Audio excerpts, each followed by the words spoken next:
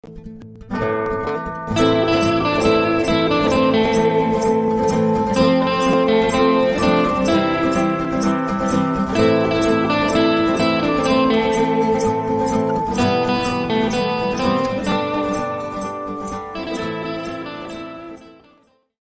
gang, welcome to another live episode of the Outlaw Nation Show here on the Outlaw Nation channel. Thank you so much for taking the time to stop by. And hey, if you're listening to us on the podcast feed, thank you so much for downloading this episode. That's right, the Outlaw Nation is on its own podcast feed. You can download all the episodes aside from Geek Buddies. Download the audio and listen to them. Hey, maybe you don't like looking at our pretty faces and you just want to hear us while you're working out, raking the leaves, cutting the grass, lounging around the house playing video games. We've even had people listen to us while they take baths. So I don't put any judgment out there. I just thank you so much for downloading the episode. It's very kind of you. So for those of you on YouTube, you're in for quite a treat tonight.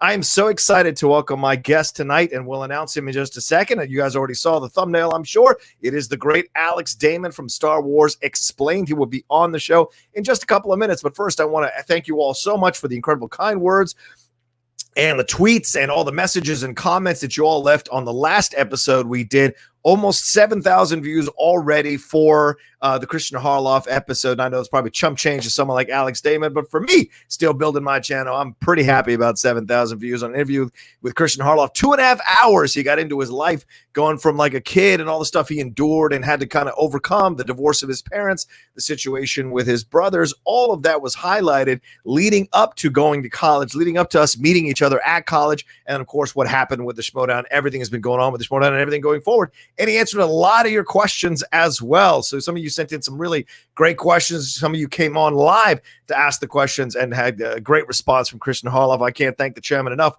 for taking the time to do that. And hey, tonight we got ourselves just as big of a guest in a different way for sure. And I'm excited to talk to him. And we also have a special guest stopping by about an hour into the show. I think you guys want to stay tuned for that. Absolutely. It's a bit of a big surprise for you all, but it's announcing our new show here on the Outlaw Nation channel. So I'm excited to do that. And Alex is very gracious to allow us to do that in the middle of this interview with him. So it's going to be a lot of fun. I think you all are going to enjoy that. Remember, the Streamlabs are up. The Super Chats are up. And for you patrons, Sean Barreto, my producer here on the Outlaw Nation Show, he has put in the Discord the StreamYard link to the show so you can come in first to ask your question live when we go into that in the second hour. And for everyone else, we'll put that address up on the side there in the chat there so that you can come in live after that first hour is done and get in line and get your question answered or get your question asked by you live and answered by me and Alex Damon. So I'm excited for it. Hope you all are doing well. Listen, I know it's been tough out there. It's crazy what's going on in the world, what's happening, outside. People are suffering a little bit. People are struggling to make ends meet and do whatever. And, what we strive to do with these shows is provide you entertainment, provide you a distraction, take you someplace else where you can enjoy yourself, have a little laugh, and remember what it's like to feel a sense of community. Even though we're all virtual, there's a way that we do it here on the show that I think is incredibly unique, and everyone feels kind of connected to each other when we do the Outlaw Nation Show. And I'm very proud of that and excited to have another fun conversation tonight on this show. We've had a great run of shows recently, and I have a feeling this one is going to keep going in that long line of damn good shows with some fun conversation and some great laughs and some interesting points of views on things. Certainly when you talk about Star Wars, there's nothing but interesting points of views, I'm sure. So we're going to get into all of that tonight as well. So without further ado, let us introduce my guest tonight for the Outlaw Nation Show.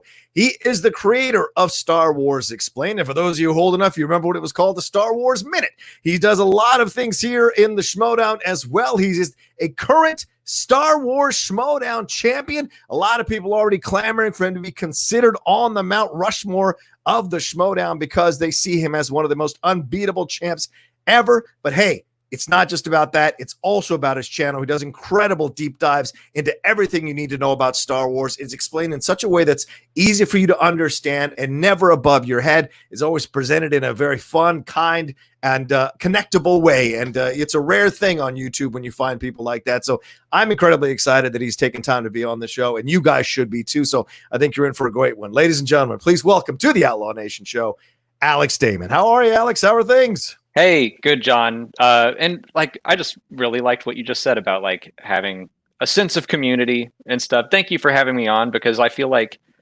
despite everything that's happening, like this is maybe the most connected I've been able to consistently be with everyone in the Schmoedown. I've been able to compete more than I ever have, Right. because I don't have to fly out and like we've been hanging out on each other's streams and stuff. And Yeah. I'm really excited to be here.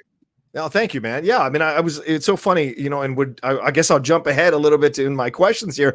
I read a bunch of interviews with you, listened to some of the stuff that you did on other podcasts to kind of get an idea of what Alex Damon is actually like, what a more well-rounded approach to you, who you are as a person. And one of the things we spoke of, or one of the things I saw you did in an interview was talking about how you handle the Star Wars community and how you deal with people who come on and comment on your YouTube videos there. And for the most part, you seem to say that like you get really great responses. You don't really necessarily get a high level of toxicity that roams around your channel. And there must be an energy you're giving out that fans feel they have to reciprocate because they rarely see it in this space. I mean, I think that's part of it. Our I get motto philosophy is that there's like no wrong way to love Star Wars. Like there are definitely lots of different ways that people interpret it. People enjoy it. Like some people love it for the Sith, some the Jedi, some the starfighter pilots, and like it doesn't matter how you love it. It's all the same. It doesn't matter which movie is your favorite. Right. It's probably different from mine, but like, why does that matter? Right. Yeah. So we just want it to be a celebration of Star Wars all around. How did you like? Let's kind of check in with you first. Like, how are things for you now? You talk about feeling more sense of community within the Schmoedown. Are you feeling more sense of a community amongst the fans as well? I know we've had like Celebration canceled and Comic-Con canceled. Now we've done the virtual thing, but like, are you sensing that fans are? How can I say this? More desperate for your content, more looking forward to your content, more excited for your content than they have been in times past? I don't know that I would ever comprehend someone being desperate to see my videos, but we've been trying to. I mean, for our own sanity, Molly and I have been trying to like live stream more and just be able to have that sense of like, hey, let's hang out because we're not going to get to do it at Celebration. For 2 years now, which understandable, but it's been kind of a drive for us to get a little more involved and a little more active with our commenters in a one-on-one setting. What have you been doing to kind of get deal with everything that's going on in the world? Have you found yourself watching certain type of Star Wars content? Have you found yourself going back and rewatching certain episodes of Clone Wars or a certain movie or a certain episode of The Mandalorian or what have you, or even Resistance or Rebels, like, or even a book? Are you going back to kind of keep yourself level? Are you doing any of that? Or are you so caught up with doing everything with your channel, you actually don't have that necessary feeling to do that? Well, I would say that when we were doing the Schmoedown, when we were both in the middle of a tournament, it was every day we're watching probably a Star Wars and an Inner Geekdom movie. Right. So we were probably doing 2 movies a day, quizzing each other on walks with our dogs. So that took up a lot of our time and was kind of a wonderful distraction from everything that's going on. Lately, it's been more, there's some books coming out. There was kind of a hiatus with books and comics, and just it was a slow time, but that's starting to pick back up, thankfully. So I've had plenty to keep me busy the past month or 2. Read an interview with you and I think it was actually an interview with Molly, and Molly talks about the fact that you guys plan out, at least it was as of 2019, you guys plan out about 4 weeks ahead. Is that still the standard way you guys operate at this point, or has that slowed down a little bit with the COVID situation? Yeah, well, I really like having that buffer so that if stuff gets hard, if something happens, I can take some time off. And there have been times during all of this where like I just took 2 weeks off. I was like, we'll do the minimum that we have to do, but it was the most I'd eaten into my buffer in a long time. So now I've built back up to my 4 weeks, but yeah, that's what it's there for, is to just be like, okay, let's take a break because everything is a mess. Yeah. I understand that to a lesser degree. With the Cinephiles, one of the podcasts I host, we like to be about 6 weeks ahead. So that, like, because we'll get burnt out, spending 3 to 4 hours talking about one movie. You just kind of hit that wall. And so I totally understand the need to kind of take that moment to take a little bit of a break for yourself. So that's incredible for you. And I'm glad you and Molly are doing that. I mean, because it can get hairy out there, and you need to have a little bit of me time to make sure you're squared away and make sure you can produce the content that you're used to. I'm sure I would imagine you're pretty, I wouldn't say hard on yourself, but I think you probably expect a lot from yourself when you're making this content now. And especially because this wasn't something you necessarily set out to do, but something that developed over time organically to be something that you are doing for a living. Yeah, I mean, I would say that I am kind of overly hard on things where I tell my subscribers, like, hey, we do a video every single day. And so I feel like I have to do that. I have to deliver. And there's only been a couple times since we started that I've missed a day. And it's not like anyone's ever mad. Everyone understands. But I definitely feel that, like, what's coming out tomorrow? And, like, we got to make something. Or there was a time that we were, like, on a winter cabin vacation with friends when The Mandalorian was still on. And I was like, we got to do a review. Oh, wow. And we filmed it with friends, and then, like, the Wi-Fi didn't work. And I was, like, freaking out when it was like, they can wait a couple days. It's fine. Yeah. But yeah, you're right. This wasn't something I thought would be my job ever. It was a fun side hobby. And I was like, I remember starting that. I was like, maybe someday I'd get that, like, silver button from YouTube. That would be a fun thing. And it happened in about 18 months and is continuing on. So I'm, like, still trying to figure out what I'm doing some days. Well, some people who maybe don't know that much about, and maybe they're starting out themselves, what is the silver button? What does that signify for someone who's starting a YouTube channel? Yeah, that's 100,000 subscribers. Wow. Which, is a big number that most YouTubers don't hit. But that I thought that maybe one day. Yeah, because you started out doing them as a Star Wars Minute, and this was, from what I'd read, this was an effort to do better, ironically, in a trivia contest at Dragon Con, and then it blossomed from there. Did you start to sense as you were doing it that there was this feeling of, like, oh, this actually is kind of fun?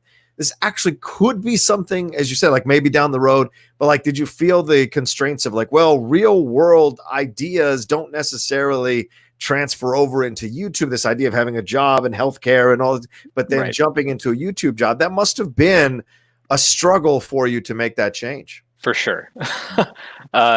Yeah, we did minute-long videos for a while because it was like, I have a full-time job.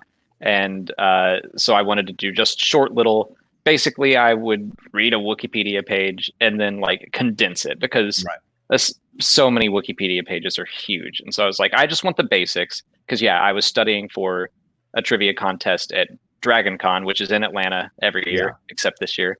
But we might be working on getting the trivia online at least this time. Fingers crossed.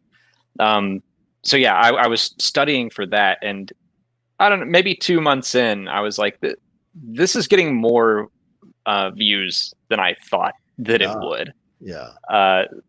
So and kind of in that, like, making a buffer, when I first was kicking off the channel, I did a lot of videos. Like, I was kind of just gonna release them and not look at it, and just I'll have them scheduled out and see what happens. Right. And they started doing well, and I was like, oh no, like, all these videos are garbage, and I, like, threw most of them away. And I was, like, trying to make them actually be kind of good. Right. Well, I mean, and that's a lesson for any of you all who are watching, who are potential YouTube people or want to start your channel. That's the process. Even the great ones have to kind of, like, go through the trial and error and look back on their old videos and, toss them out or trash them. I've deleted a few from when I first started, because I was like, Jesus, Mary, Mother of God, what was I doing? And so that's part of the process, though. In every video I ever watch, when they talk about giving advice to people who are getting into building a channel or starting a channel, it's always about like, don't be afraid to just kind of put your stuff out there, because you're going to go back and get rid of it once you get better. And the only way you get better is to keep doing it. And keep making yourself do it, so that you can figure out what the techniques are that work for you and what the look of your channel is going to be. For sure. Yeah, just starting at all is more important than doing nothing. I mean, right. I'm still someone who kind of like struggles with wanting things to be perfect, especially if it's a new idea. Right. I'm like, I can't release something that isn't exactly what my vision is, but like it's not realistic. Right. Well, let's go all the way back before we start, keep going down this road of Star Wars Explained. Let's go all the way back to, like, where did you grow up? Where did you start out? Like, where were you born? Atlanta. Okay. Yeah, Atlanta, I've been here my whole life. I mean, a suburb outside of Atlanta, about 20 minutes, but the Atlanta area. Yeah. Wow. So is it like growing up there? Because I served in Augusta, so just a little bit relatively close to Atlanta there. And it's a great state, very relaxed state. I found that I had a good time when I was down there. Did you find with Atlanta, as you were growing up, like it's changed so much from where it was to what it is now? Did you encounter that as a bit of a culture shock as it was going on? Not really. I don't think we went down to the big city as often as like now we go down all the time, but growing up it wasn't a huge thing. So I went to Georgia Tech, which is in Atlanta, and that was kind of the first time that I was really down there a lot, and I don't recall any huge changes between then and now. Right on. What was growing up for you? Were you like a guy who was into the nerdy stuff as a kid, or was that something you kind of like developed as you got older? What was your process in getting into nerdy stuff, then eventually getting into Star Wars? I mean, definitely. I feel like Star Wars was my first big nerdy thing. I got into it when I was about 8. Wow. It was the Summer Olympics were going to be here in 1996. Right. So in 1995, I think they built this Olympic park, and we all went down there, my parents and I still to this day don't know why there were people in costume down there. It was kind of like walking around LA or Vegas, and it's just people in costume, or maybe Dragon Con was happening. That's a possibility. Okay. But someone was walking around as Darth Vader, and I asked my dad, "Who's that?" Wow. And he was like, "Oh, I got to show you Star Wars." So that evening we went home, and they popped in a VHS they did taped off of TBS. Right. And we were fast forwarding through commercials, but I just fell in love with it. And that led to action figures, an immediate obsession with trivia, and like sharing it with my friend. And that led to the video games and the books and so on. So this has always been a thing in your life. Like Star Wars has been from the beginning a foundational thing in your life. It wasn't something you discovered maybe 10 years ago. It was something that's really kind of at the core of who you are as a person. Yeah, it was my first and still greatest obsession. Wow. I'd say Tolkien is a close second, but okay. Judging from how you did in that Lord of the Rings exhibition match, I understand. Did your parents ever just discourage you from it? Were there parents that were like, kind of put that stuff away? You got to focus on real things. Was there a time where your parents were like, come on, enough is enough. You got to focus on the real world. No, I remember like that first summer, I like kept popping that VHS in, and it was in between school years. Mm-hmm. So like I would just watch it every day. And I remember my dad coming home, and he would like see I was watching it, and he's like, "Did the rebels still win?" I was like, "Yep." And he's like, "Great." No, they loved hunting for action figures with me. And, oh wow! So they were a part of this with you. They were a part of this. Oh wow! They didn't discourage you from. That's great. I think they liked that it drove me into reading as well. Like my first big boy books that weren't like little young readers, like they were full on. This was 300 pages. They were Star Wars books. So. Right. Like the Zahn stuff. You were getting into the Zahn stuff and all of that. Right on. Yeah. Was your dad a voracious reader? Was your dad into nerdy stuff himself? And so this is kind of a genetic thing, or did he have his own, did he not have his own kind of nerdy obsessions himself? Not to the extent that I did, as far as I'm aware, but he definitely, we watched Star Wars together. We watched Star Trek together. He gave me, he gave me, you can barely see him in the back, but those copies of Lord of the Rings are like second editions that he had. So like he definitely got me into a lot of my nerd properties. Wow. Okay. So it was Now, what about your mom? Was she into any of that as well, or is that really wasn't her jam? Not really her jam, but was happy to participate. Did you have brothers and sisters, or you're an only child? I'm an only child. Wow. Oh, so this was the focus was on Alex Damon. Yeah. Alex Damon was the focus. So, okay. So through high school, any kind of, situations, I mean, Christian told us last week that when he got into high school, it was a bit rough for him because it wasn't, like he had a hard time getting in with the cool kids, a little bit of he's into the nerdy stuff. He wasn't quite as talkative as he is now. Did you experience any of that, or did you kind of find your crew and kind of like you guys huddled around each other and did your thing? Yeah. I mean, I don't really remember any huge struggles in high school. I feel like people were pretty accepting. I mean, I do remember in 2005, like some of the more popular kids were like, we're going to go see Revenge of the Sith at midnight. And they knew I liked Star Wars and they were like, do you want to go? And I was like, yeah, let's go. I showed up in a robe with a lightsaber. I knew that they would not, and that they might more be embarrassed by it, but like they still let me see it with them. I love the guts. I love the guts. You're like, you know what? I got asked by the cool kids. If I'm gonna shoot my shot, I'm gonna shoot my shot and go full on. I respect that. It was senior year. Like, if they hated me, they weren't gonna see me much longer anyway. Were you a good student? Did you have any trouble in classes or anything like that? Or did you have any issues learning stuff or getting involved in things? No, I was a good student in high school. Not as much in college. Oh shit! Was that we just didn't know what you wanted to do, or how did they go with Georgia Tech? Yeah, kind of. I mean, it's like being an only child on your own for the first time, like having a little more freedom. Probably took it a little too far, but it's all right. It worked out. You mean like drinking and partying and all that kind of stuff? Getting into not even that. Like, I mean, a little bit, but mostly just like relaxing and doing what I want to do when I want to do it, setting my own schedule, that kind of thing. Wow. So a little bit of an alpha in that way, a little bit of an alpha in doing your own thing, kind of.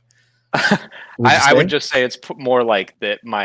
I didn't rebel at all in middle or high school. It's just like I waited until college. And that's when it really came out. Yeah, when my parents weren't like right behind me. I would say probably opposite of alpha. That's when you went to the dark side, is what you're saying. You kind of switched at that point. Everyone's got to go in that dark side cave and come out the other side. That's right. You got to see who you are. Absolutely. What were you studying at Georgia Tech? Because I know, like I said, you didn't start out doing this YouTube channel. So what were you studying at Georgia Tech? Did you end up getting a job in the field that you were studying there? No.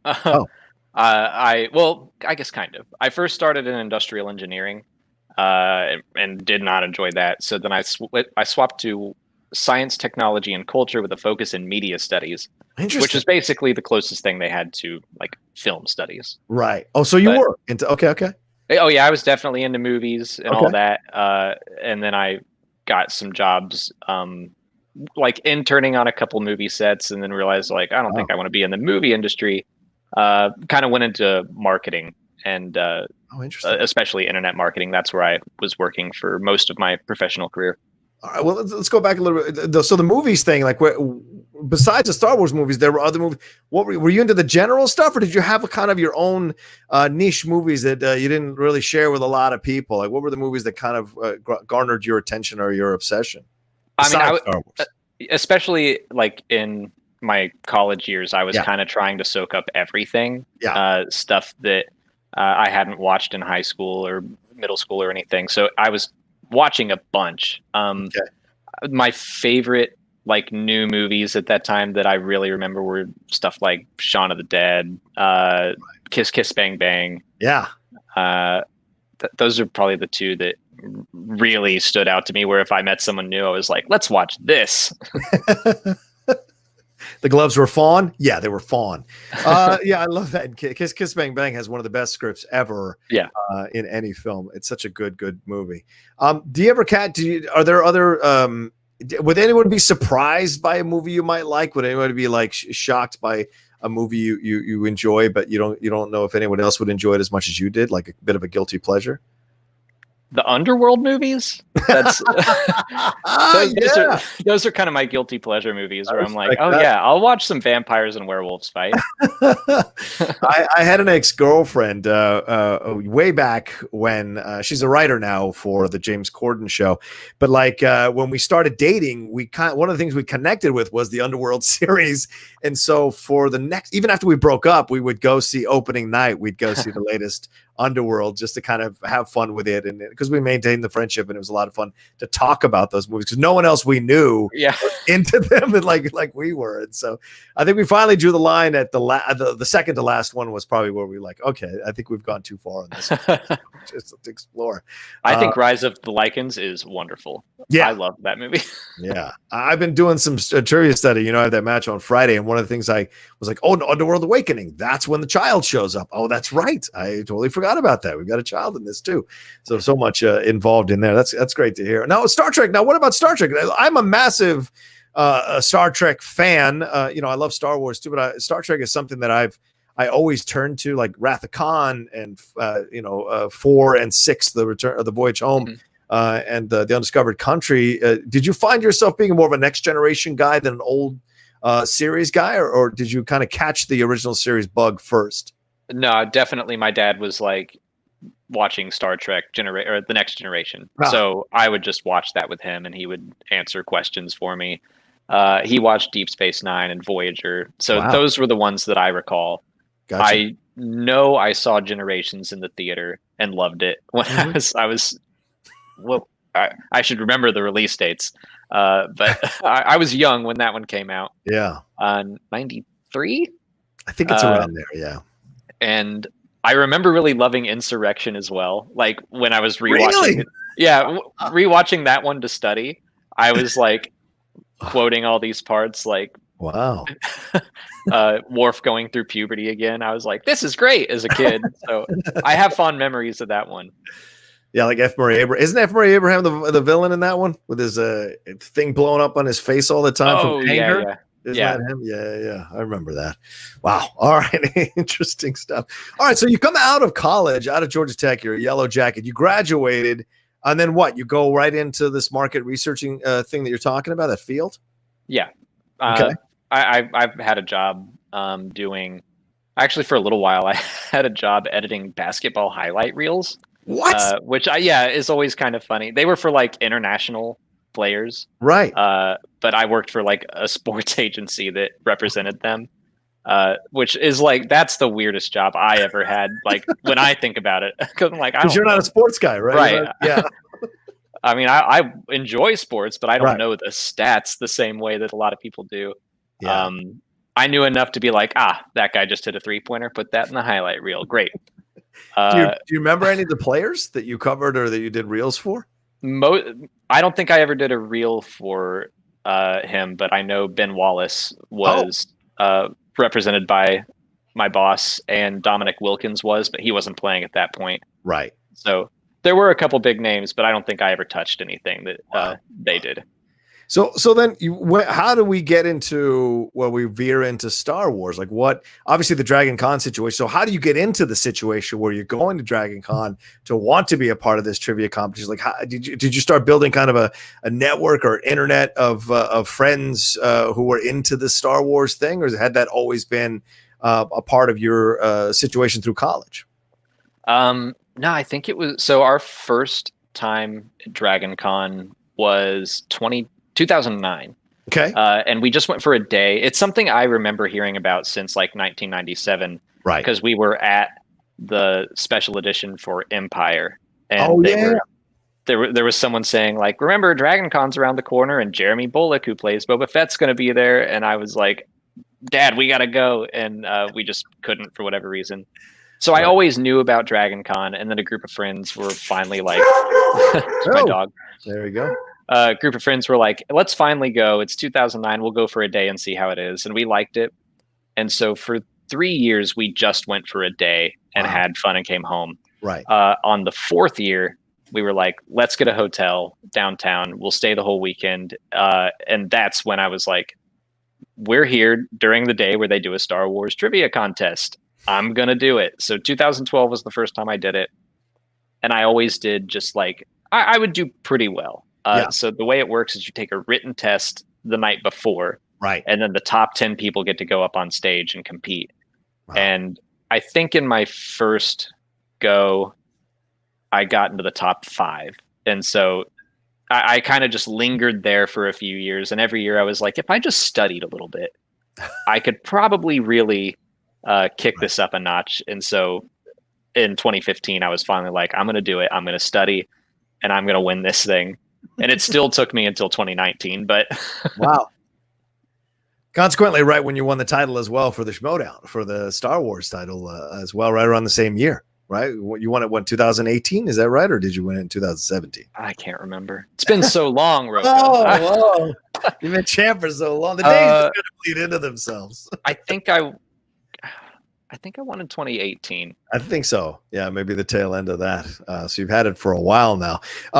Yeah, so this is interesting. So was it coupled, this idea of creating these videos? Of course, it was, the trivia, as you said, you wanted to compete and you wanted to win. Did you know about YouTube? Did you watch YouTubers? Were you into that kind of world, or was this something you were just kind of dipping your toe in initially? So I've always kind of had a video background in my working life. So I definitely knew about YouTube. I actually, I have a stupid story about YouTube where I had a channel from college where I would just post things. I've always been into, like, we made stupid movies in high school and stuff. Yeah. And I made a video tutorial on how to make a Kamehameha from Dragon Ball Z in After Effects. And that video did very well in the early days of YouTube. It had like 5 million views, which is more than like any video I've ever done has gotten since then. Right. And then one day I accidentally deleted it because I'm dumb. And so it's like I re-uploaded the video, but the one with all the views are gone. And it's so out of date anyway. But I was like, I can't believe I did that. So I knew how YouTube worked and the basics. And I had like a general strategy for how to make it successful, hopefully. Did you pick that up doing your media research job? Did you kind of get involved in SEO stuff and figuring all that kind of stuff out? Yeah, I was working at a digital marketing agency in Atlanta. And so that gave me a lot of time to research my own job. And they found out I was like on YouTube and good at it. And so they really put me in charge of doing that for our clients. Wow. And so I got to research a lot about it. I had a leg up for sure.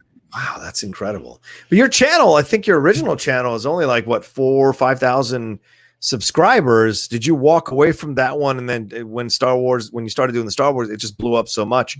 You just focused on that.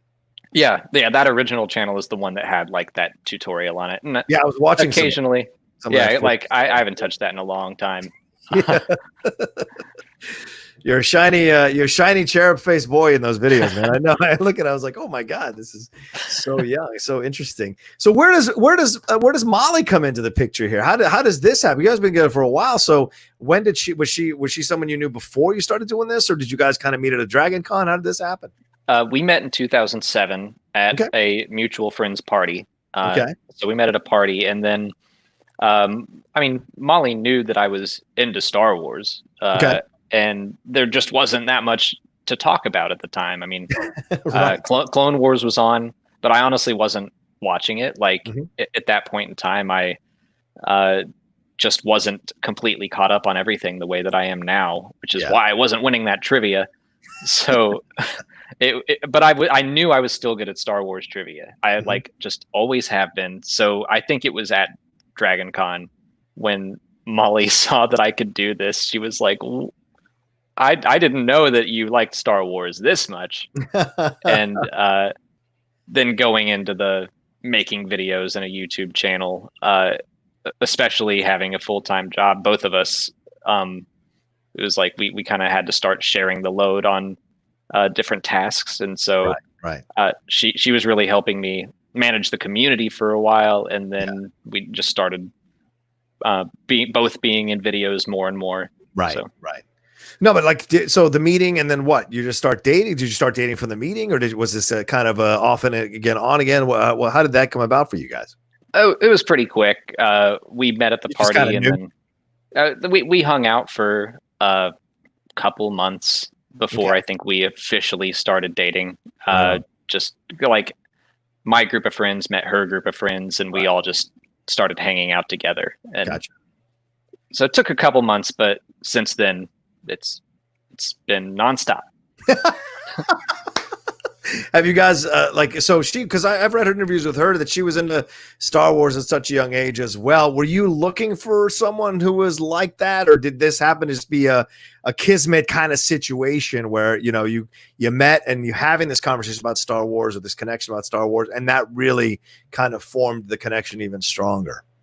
Yeah, I was more just like looking for someone to laugh with and have fun with, and to yell at about movies, and someone that would put up with that. Like I'm not someone who, if you don't like Star Wars, like, well, we just can't be friends. So that's not a deal breaker. I mean, like, please leave. Yeah, but the best man at our wedding is the polar opposite of me. Like, oh wow, he's a jock, always has been. But like we just balance each other out. We love each other to death. Right. And he makes fun of me for being a nerd, and I make fun of him for being a meathead. And it's just That's awesome. That's awesome. Well, we've had some super chats and Streamlabs come in. Alex, let's take a second to answer some of these. 156 Impulse says, "Hi, John. I saw my mom yesterday. She's doing better with her new kidney." Oh, that's great to hear, brother. Day by day. Absolutely. Hi, Alex. Question: do you want to see Vader in the new Obi-Wan show? I do. I love Vader. What do you say to that one? I tentative yes. Okay. Everything feels like a monkey's paw situation to me, where I'm like, if Vader's in it, how is he going to be in it? Because I'm kind of like, at this point in time, I feel like Obi-Wan should be on Tatooine and stay on Tatooine, because he has one mission in life, and it's to protect Luke. Right. So if Vader's in it, then I would assume Obi-Wan left Tatooine. So like my first thought when rumors of this popped up, I was like, oh, what if Obi-Wan goes on like a sort of spirit journey on Tatooine? Maybe he finds a dark side cave there, but like he has to confront his past and his failures. I think that would be kind of cool. Yeah.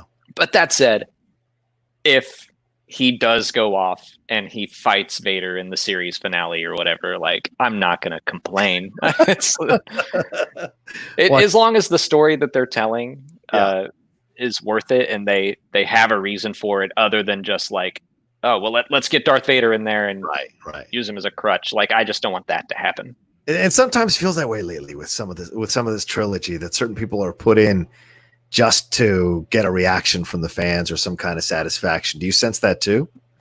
Yeah, like I love Wedge Antilles to death. Yeah. And he popped in and I was like, oh, it's Wedge. And he had one line and he wasn't even in an X-Wing and he was gone. That did feel like it was just a here, throw those nerds a bone kind of moment. Especially because he had turned down being in The Force Awakens. Yeah. And so to see him come back and be in this, you were just like, oh, why are we doing this again? Is Biggs Darklighter around? I don't know. Pull him back from the dead. Yeah, right. Michael T says, Star Wars Explained was the first YouTube channel I subscribed to back before Rogue One. Oh, I hate when they misspell it and put Rouge One. It drives me nuts. Glad to see you on here. There you go. A little love for you, Alex. Thanks, Michael. And thank you for your subscription. There you go. And I think we've got one more super chat. We got a crap ton of Streamlabs. So here, Alex Tornai says, hey guys, Alex, thanks for all the great content. I've been a big fan for a while. How would you introduce pod racing back into a potential Star Wars series or film? I'd love to see it in The Mandalorian. Ooh, that actually feels right. Yeah. Like, I don't know what I was about to say, but that feels like a perfect place for it. The Mandalorian has been a weird thing where it feels like there is a lot of fan service in it, but it works a lot better. There's a reason for it. Like, the Tatooine episode wasn't my favorite one of season 1, but they didn't just go back to Tatooine because of Tatooine. I felt like I understood why they were doing that. Yeah. So yeah, if I mean, I don't want them to go back to Tatooine again, but if they did, like, let's see the Boon to Eve classic. I don't know why that seems like it would fit really well in The Mandalorian. Even as a backdrop where, like, they're doing a shady deal somewhere and there's just a pod race going on. Maybe they're on Malastare. We can finally see it. I think it would work because with Filoni and Favreau, their fan service, as you said here, is organic. It works within the flow of the episode that they're telling or the overall story that they're telling in the series. And so having the pod racing show up, it wouldn't be made a big deal of. It would be almost like a side thing that's there and just part of the conversation. Do you know what I'm saying? Like that two stormtroopers talking, that could have really gone wrong. But they somehow made it work, and I thought it was one of the best moments of The Mandalorian, surprisingly good moments of The Mandalorian, because they're able to make Star Wars have a little bit of a tongue in its cheek. Mm-hmm. And I think with pod racing, you could make that work on The Mandalorian because of that. They'd find a way to make it a cool thing, but also a thing they could kind of quietly make fun of as well. Yeah, I think that's my biggest issue when they do. The one that really stood out to me was 3PO and R2 and Rogue One. Like I'm all for getting them in the movie because they're in like all the other ones except for Solo, but it just stopped the movie dead to be like, hey, there they are, like right there. They could have been on the Tantive V4 at the end and like just there with Leia or something. Right. So is there a PC? I don't know if you feel the same way, man, but there's a piece of me, and I wonder if you feel this. Are you excited about the fact that we're walking away from all the old, that you hope? Do you hope we're walking away from the old stuff? Yeah, I know The Mandalorian has shades of the original trilogy, has connections to that, but it feels like overall, even with the Kenobi series or whatever, they're essentially walking, because that's the Ewan McGregor Kenobi. It's not the Alec Guinness Kenobi, right? It feels like they're moving away once and for all from the old stuff. Are you excited by that, or are you afraid that they'll still try to find a way to do some clunky fan service even in this new stuff? I am 100% for them doing anything else. Like, I'm glad the Skywalker saga is over. Yeah. I feel like a lot of the fights within the fandom that popped up came because we're dealing with characters we've loved for so long. Yeah. And everyone is going to have a different opinion on how they should be handled. And it's like, you know, if we like, I'm so ready for the High Republic books and comics because it's like, it's a new era. Like even Star Wars Legends didn't talk about this stuff. Right. So there's going to be no one to say, well, like Legends did it better, or that's not my Buryaga or Yaga, like whatever that Wookiee Jedi's name is. like I'm just excited to meet new characters and stuff. And yeah, The Mandalorian has, like you said, shades, but it's still new characters doing new things. Like, I think as long as there's a little bit of distance from the Skywalkers, if we make things a little smaller and more intimate, I think that's a good way to go. Yeah. And then maybe down the line we get, like, in 3 years when we get the next movie, we can go big and epic again. But even then, I hope it's set apart, something new. Yeah, absolutely. Let's get into some Streamlabs, and hi to Molly Damon, who's watching along, apparently. Just saw her throwing in a few comments. Thank you, Molly. The dog was barking at the ice machine. There you go. Okay. Good to know. All right, let me go back here. Michael Nip says, Star Wars Explains is one of the must-watch sites for any Star Wars fan. If Lucasfilm came calling to bring your site into the, quote, official Star Wars fold, would that be something you would consider? I mean, I like being able to do my own thing and like voice my opinion. But like, it depends. I'm not going to say no. Right. It would depend on the situation. Right. Right. I mean, I like that I have something that is mine and that I can just talk about and handle on my own. Molly can attest to my control issues and my inability to let go. So that would definitely be tough for me. Ladies and gentlemen, he's a rebel. He rebels. That's how it works. All right, the next one, it comes in, let's see here, from D-Train. He says, what is Alex's ranking of all the Star Wars movies? Ooh, D-Train, you got to put in a little bit more than $1 for getting the ranking of all the Star Wars. I'm going to skip over your question until you put in a little bit more. All right, D-Train says, at the end of the... I'll tell him that it's in my Rise of Skywalker review. You can find it in... There you go. There you go. At the end of the day, do you look back on the Star Wars sequels, episodes 7 through 9, and think to yourself, what could have been? Yeah, some people say they had their moments, but it honestly could have been so much more. Yeah, do you feel that same way too, Alex? There's definitely some things I would have done differently, and okay. I think it's weird because I really do love The Force Awakens. I think it's so much fun. I love the new characters. Yeah, but the fact that, and I was kind of like, when all this stuff was happening early on, I was like, okay, I'll give it time. I'll trust them. The first one was great. I'll keep holding on to hope. And yeah, the fact that they brought in a new, bigger, badder Death Star. It was basically Empire versus Rebels again. Like, it just felt like a big reset. Yeah. And I think that kind of chained out into my issues with the rest of the movies, the sequels. Mm-hmm. So yeah, but I don't really dwell on like, oh, well, if only this had happened or that. Like, it's over. There's no real sense in living in that past. So yeah, that's fair. All right, let's see. Jay Scotty for real says, evening and giddy up, Outlaw Nation. Question for Alex as well as John. Which legends or EU stories or characters would you like to see brought into the canon and adapted for live action appearances? Kevin J. Anderson's Tales anthology series would be a dream to see.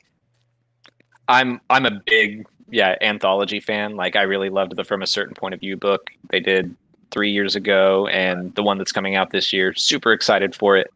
The Tales of would be so much fun, right? Because if you're doing a season of Tales from Jabba's Palace or something, and one episode stinks, it's like, oh well, like the next week's probably going to be great because it just depends on who they're following. And I really like the idea of going after the weird, non-central stuff in Star Wars and just like doing something really off the wall, taking big swings. Right. Some of them are going to miss, but some of them will be awesome. And that's usually worth it for me. Well, and isn't that what we were hoping for? And I don't know if you felt the same way, but I sure did, that these Star Wars stories were going to be something different, expanding the universe, could be quirky, could be weird, could be whatever. But they were just going to kind of flesh out the universe even more cinematically.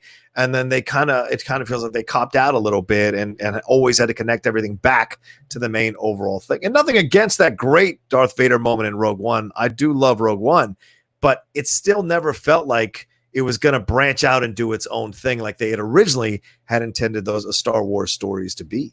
Yeah, I'm with you. And even like the rumored ones that maybe they were happening, maybe not. It was like Boba Fett, and it's like, I love Boba Fett, but I don't need a movie about him. Like, now the rumor is that Solo is going to continue on Disney Plus. Yeah, I feel like that would have been a great way to put it from the start. I kind of like that Kenobi is on Disney Plus, and that feels like what the books used to do, where it's like, let's fill out Han Solo's backstory. He had a trilogy of books. Yep.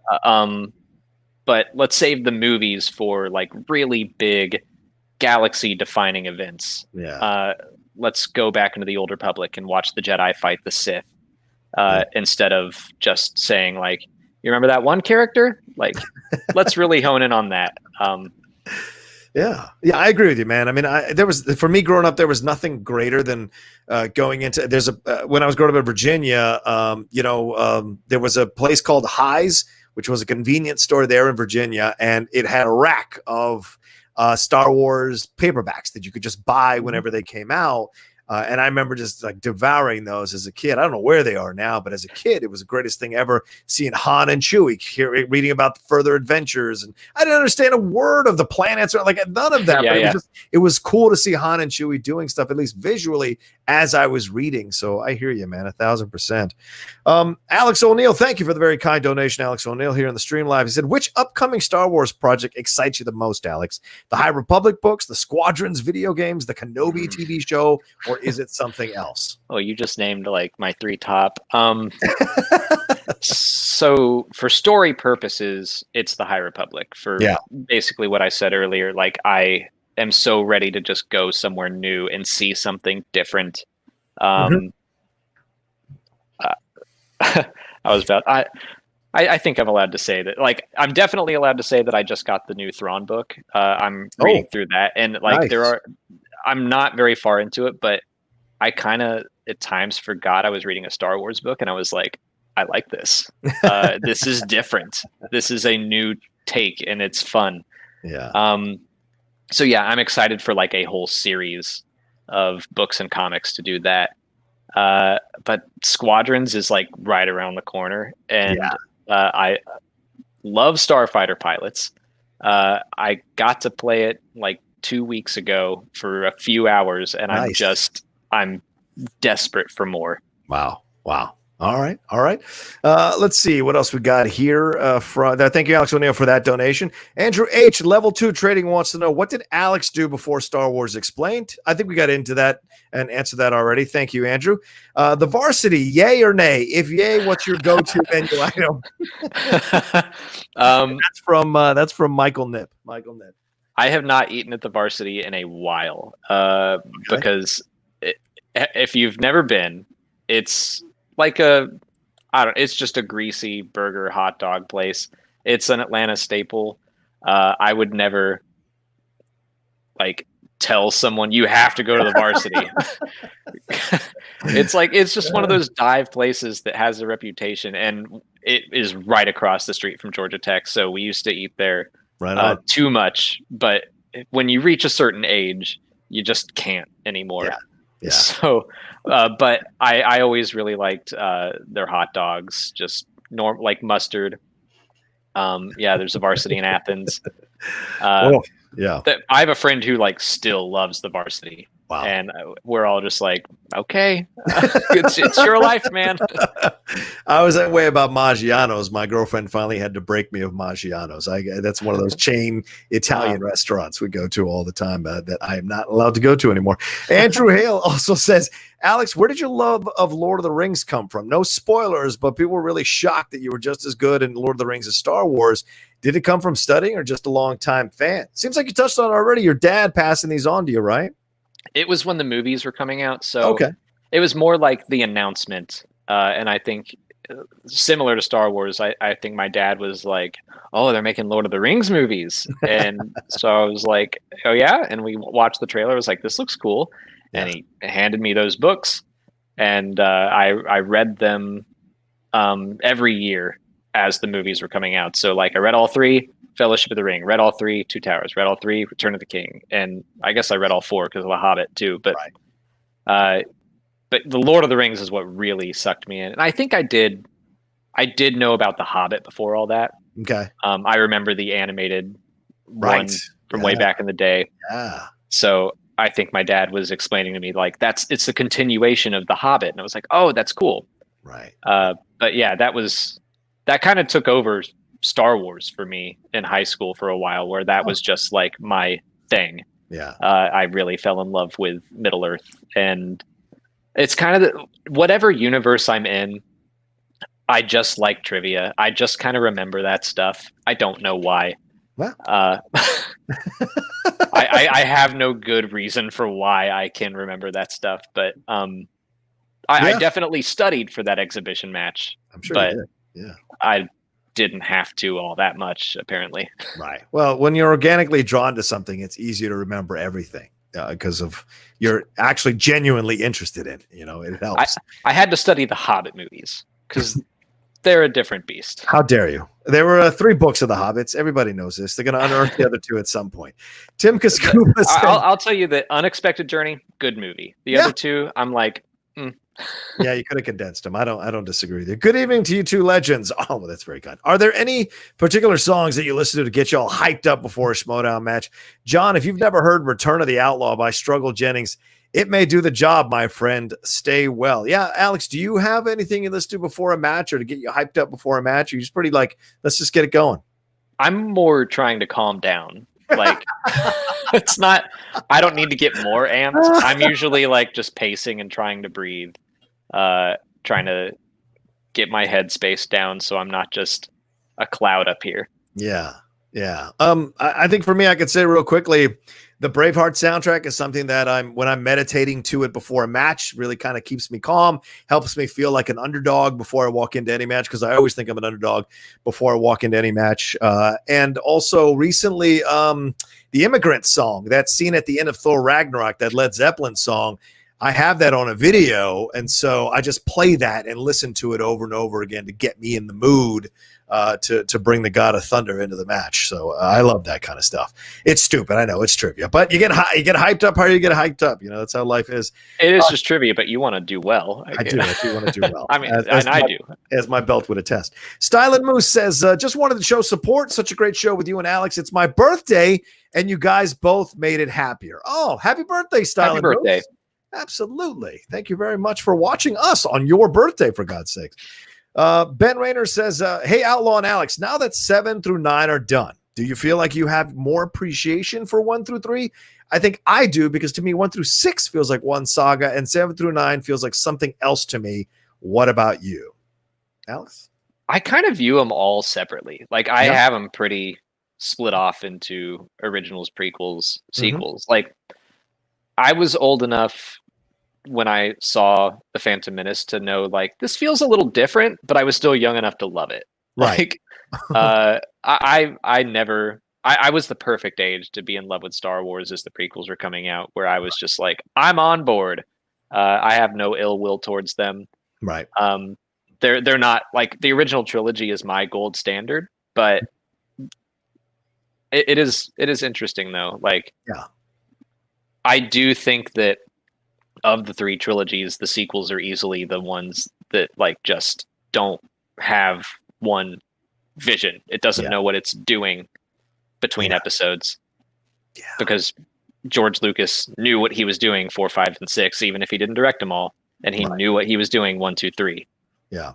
Certainly. And I think you're absolutely right. I think that's the frustrating part of it all. And look, nothing against people who defend the trilogy now, because like I discovered when I got into this sphere, there are a lot of people that defend those prequels, defend the 1 through 3, because in their minds that's what they grew up Star Wars being, and when they go back and watch the original trilogy, they use it as a source to make fun of because of the technology or whatever that was around then. They don't find the connection to it as other people would, like Next Generation versus original series. A lot of people who are Next Generation fans, they try to watch the original series, they can't connect to those original series Star Trek guys. So it's just that kind of thing of, like, wherever you connect to it. So there might be people who are into this trilogy now who like this. I know there are people who defend Return of the Jedi, or The Last Jedi rather, like crazy, or some people defend Rise of Skywalker like crazy. So it's interesting. Force Awakens, I think, is that rarity that stands out from that original trilogy. I mean, from the new trilogy, that feels like it's connected to the original trilogy. And I love that for what it is. But yeah, I'm with you, Alex. To me, it feels like there was a lot of disjointedness here rather than a cohesive plan. And in the end, that's what costs the overall effect of the film, or, I don't know, puts it in deficit when you're watching. You're like, what could have been, or kind of frustrates you. I know Molly likes to tweet about that Rise of Skywalker every once in a while. She can't help herself. It's always funny to read her tweet. So she cracks me up with that kind of stuff. So. All right. I think we've gotten to all the Streamlabs and Super Chats for the first hour. Keep them coming in. We need your support here to keep the lights on the Outlaw Nation, and getting guests like Alex really help bring in new crowds and new audiences here into the Outlaw Nation. So if you haven't subscribed to the Outlaw Nation, feel free to do so below right there. See that red button, subscribe. I'm nowhere near 650,000 followers, but I'm building, and we need your help and your support and your love to keep it going here in the Outlaw Nation studios. We've got 153 of you all watching us live. Thank you so much for joining us live, and we'd love it if you hit that like button as well. We're at 90 likes. We'd like to get up to 150 likes as we round into the second hour. And remember, to my patrons who are waiting, I will get to your live questions. You get dibs as your patron of the Outlaw Nation. Right above my head is the address. There you can see all the different tiers there at the patron. You can see all that we offer there as well. And if you want to be part of the Hangouts, they've been training me for the last 3 weeks. We've done like three Hangouts a week where they're drilling me with trivia questions for 2 hours at a time. You can be a part of that as well. After the matches, when this is all done, we'll go back to our regular hangouts and just hanging out, talking about whatever's going on in our geeky little minds and have a lot of fun with that. You can also be a part of the 4 shows that I've launched here on the Patreon channel. You can be a part of the debate show, be a part of asking questions of the Outlaw, be a part of getting involved in rewatching some of my Schmoedown matches with me, and then asking me questions as we rewatch it together. All of that are perks that you can get for being a patron. Not to mention also being the first to ask questions on the Outlaw Nation show every Tuesday night. So, but speaking of the Outlaw Nation, Alex, if I can take a minute, I want to announce something here officially on the show, and I'm excited to do so tonight, especially given what we're talking about and where we're at right now in the land of Star Wars. And I want to announce that the Outlaw Nation is doing a Star Wars show. Now, in the past, you guys had heard me announce it before, the possibility of it. But this is the one that is going to happen. It's been negotiated. We're talking about it. I'm excited to welcome on my co-host for the show in just a second, who's waiting in the wings. But first, let's play a little video to let you know what is happening in the announcement of this show. That's it right there. That's the logo. That's the logo for you all to enjoy there of the new show. It's me, and that's right. That's Laura Kelly there. Laura Kelly, let's play it.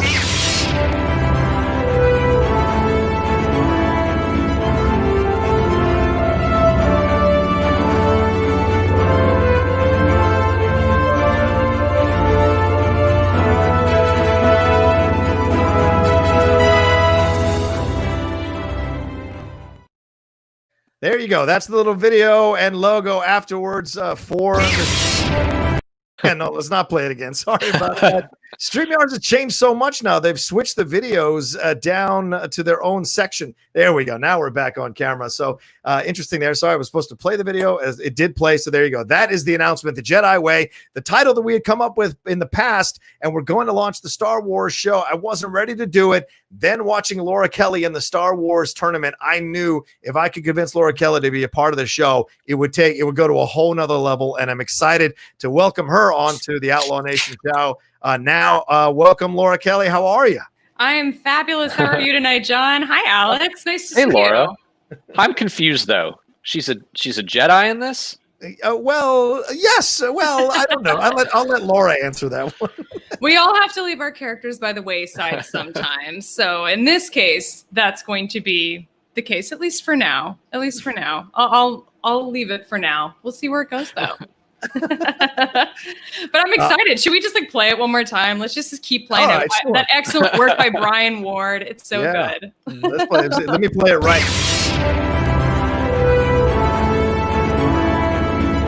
That's good stuff, people. That's good stuff.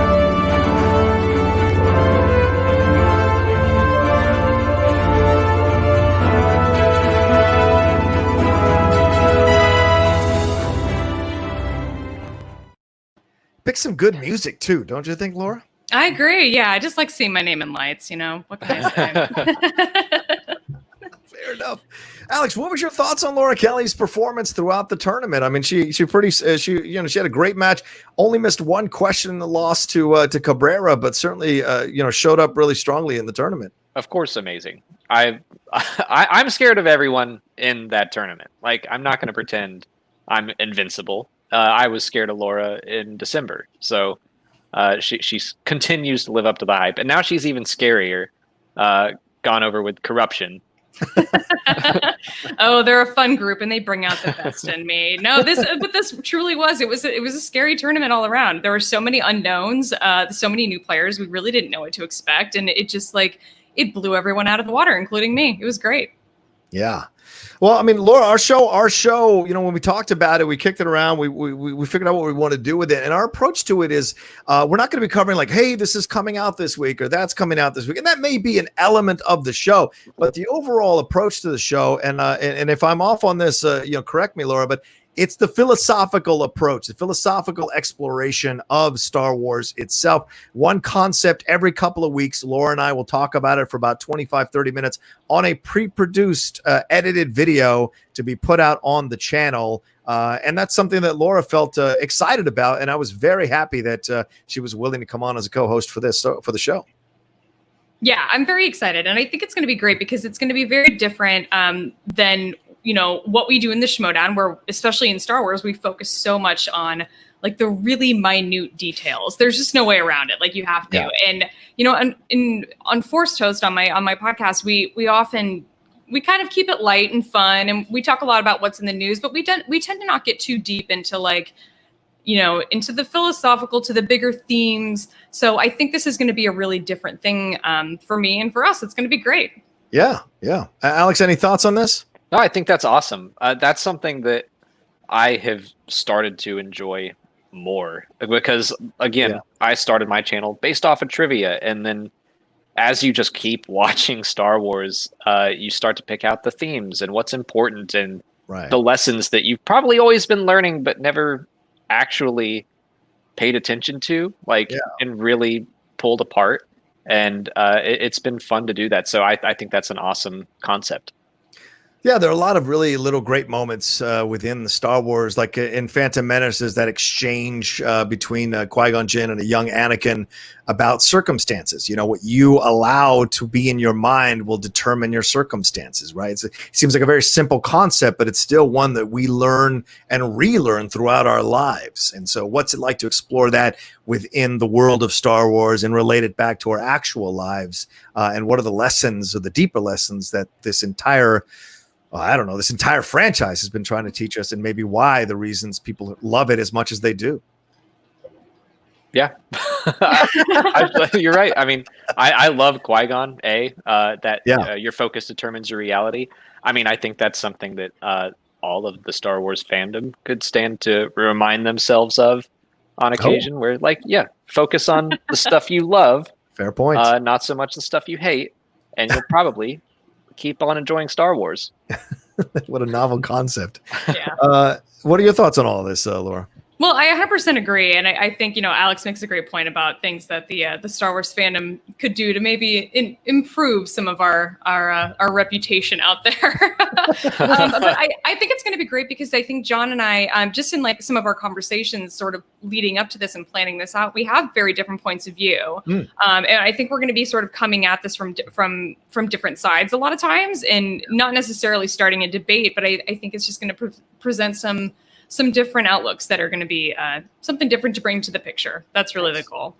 Yeah, absolutely. And I, to be honest with you, from my own side of things, as the Outlaw Nation, I want the brand to be as diverse as possible. I want the shows to have men and women. I want the shows to have people of color. I want the shows to reflect multiple points of views about franchises and about anything that we're talking about, news, sports, entertainment, movies, professional wrestling, whatever it may be. I like to have a nice variety of topics and a nice variety, diverse point of views on all these things. And so when Laura said yes, I was incredibly excited to that she was willing to come on this journey and see what we can create here. So absolutely, two different points of views, which will make for a fun discussion, like it always does. Very much so. I'm excited. Yeah, definitely. All right. Well, there you go. Thank you, Laura, for stopping by. I appreciate it so much. Where can people find you and everything you got going on? Come find me over on Twitter. I am at shutup_Laura. That's my handle over on Instagram as well. And yeah, that's most of the places that you can find me. My other podcast is Forced Toast Pod. You can find us at that handle on Twitter and Instagram too. Yeah, go buy her a coffee there for her and Alex there. Real quick, Hobbit F. Andy says, yay, hi, John and Laura. I guess Alex as well. Oh, wow. There you go. My good buddy, Andy. Thank you, gentlemen. It's been lovely tonight. Audie liked me too. And then 156 Impulse says, congratulations, John and Laura. I can't wait to watch your new show. I love Star Wars. I can't wait to learn and talk Star Wars with you guys. Vamos. Exactly. I love that. Yeah. All right, Laura, we'll see you next time. And the show will be dropping in about 2 weeks. And we haven't decided whether it's a Tuesday, Wednesday, or Thursday, but that's when it'll be dropping. And it'll go every 2 weeks. We'll drop a new episode. So we're not overwhelming you guys. But that doesn't mean we won't have other side content that we may put up under that banner from both of us. So that's something we will probably explore as it goes along. So thanks to Laura Kelly for stopping in for a few minutes. Appreciate it. Have a great rest of your night, Laura. You too. Take care. Well, there you go, Laura Kelly, my man. So I'm excited. I'm nervous. She knows so much about Star Wars. I'm gonna have to keep up a little bit. I told her already I'm going to spend this weekend after the big match on Friday night, win or lose. I'm going to spend this weekend rewatching the first 6 movies and just kind of jotting down ideas as I'm watching them for future episodes we got coming on down the road. Nice. Yeah.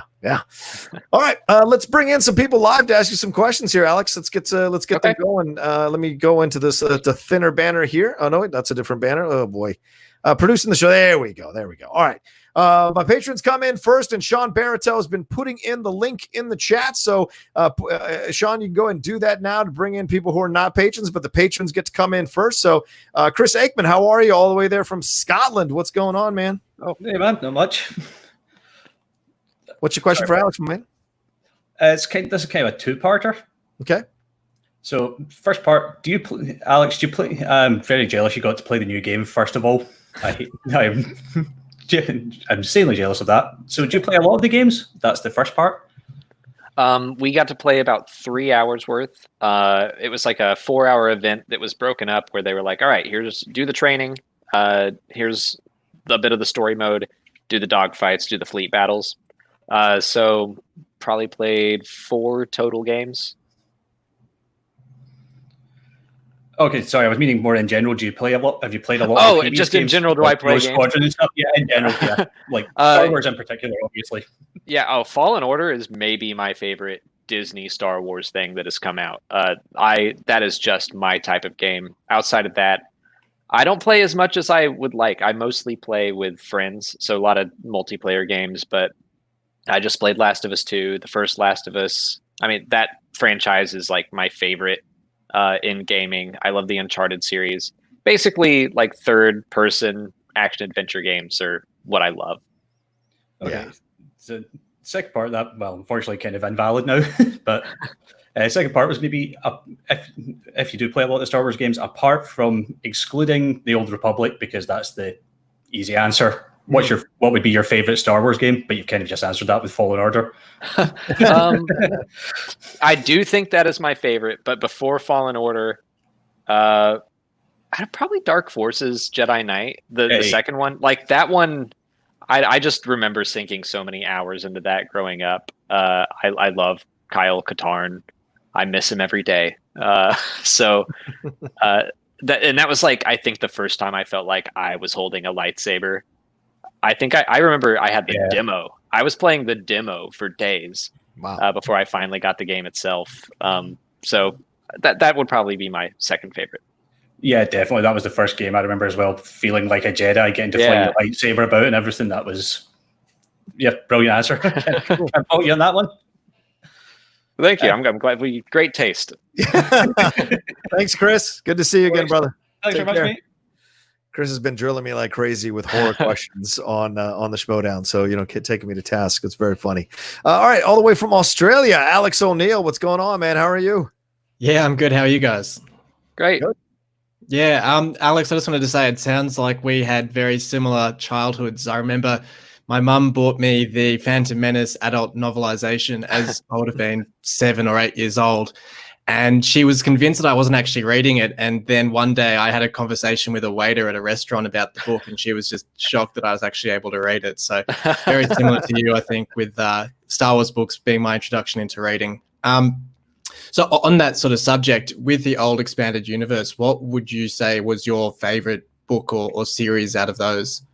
The X-Wing series is still like my top tier, Star Wars book. I've really enjoyed Alphabet Squadron. Those 2 books in the new canon have been great, but like for books, I just loved the X-Wing series. I really liked seeing to get normal people who weren't Jedi until Corran Horn all of a sudden was. But like you just had normal people doing their best to save the galaxy.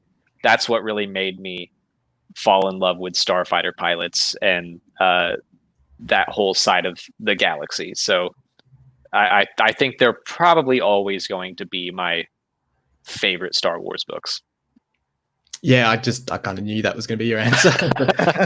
They're great books, as you say, and I think they still hold up today. Yeah, I recently read through the first 4. I need to finish them, but they're just so much fun to read. Yeah. All right. Awesome. Cool. Nice. Thanks, Alex. Thanks, guys. Thanks. Are you going to watch the new show? Yeah, absolutely. It looks awesome. And like you said, it's a great concept because there's a lot of shows out there, like Alex's channel as well, which is also great, where you get a lot of the explanations on how Star Wars works and all the minutiae of it. But to have a show that explores the themes of the saga and really looks at a more philosophical approach to it all is a really interesting show, and I can't wait to check it out. Cool. Thank you, Alex. Appreciate that, man. This was born out of my conversations with, actually, ironically, with Scrimshaw and Knapsack. When I would go on Force Center, I forget what it was called before. It was called Force Center, but I would go on, and Ken would always bring me on when we were going to talk philosophy of Star Wars, and that's really my entry point, man. I mean, no, I can't tell you all the ship numbers or the parking ticket numbers or whatever that is that Ace won on. I can't tell you any of that. Maybe I don't know all the species on site. But to me, what's always drawn me to Star Wars is the philosophy of what it presents of how to live life, how to approach life, how to succeed in life, avoiding the impulses to do evil, to cheat, to steal, to do all these kinds of things, and how even the best people can sometimes fail with the best of intentions because they make mistakes. So no one is infallible, and I think there's a lot of that in Star Wars that I thoroughly enjoy watching. Certainly this journey of Ahsoka Tano in Clone Wars will teach you that, her refusing to be part of the council because the council didn't 100% see her potential at the beginning, all of that throughout. Yeah. Cool. All right. Oh, sorry. I thought you were, you were looking down. I thought, I totally agree. I thought you were looking to pull up another question. No, I thought you froze. I'm like, okay, here we go. No, I totally agree. And yeah, like Ken and Joseph, I feel like have definitely expanded my mind on Star Wars and even how to look at it. And they're two people who, if I wasn't crazy about The Rise of Skywalker, and I could not wait to listen to them talk about it because I knew they were going to see stuff in it that I did not.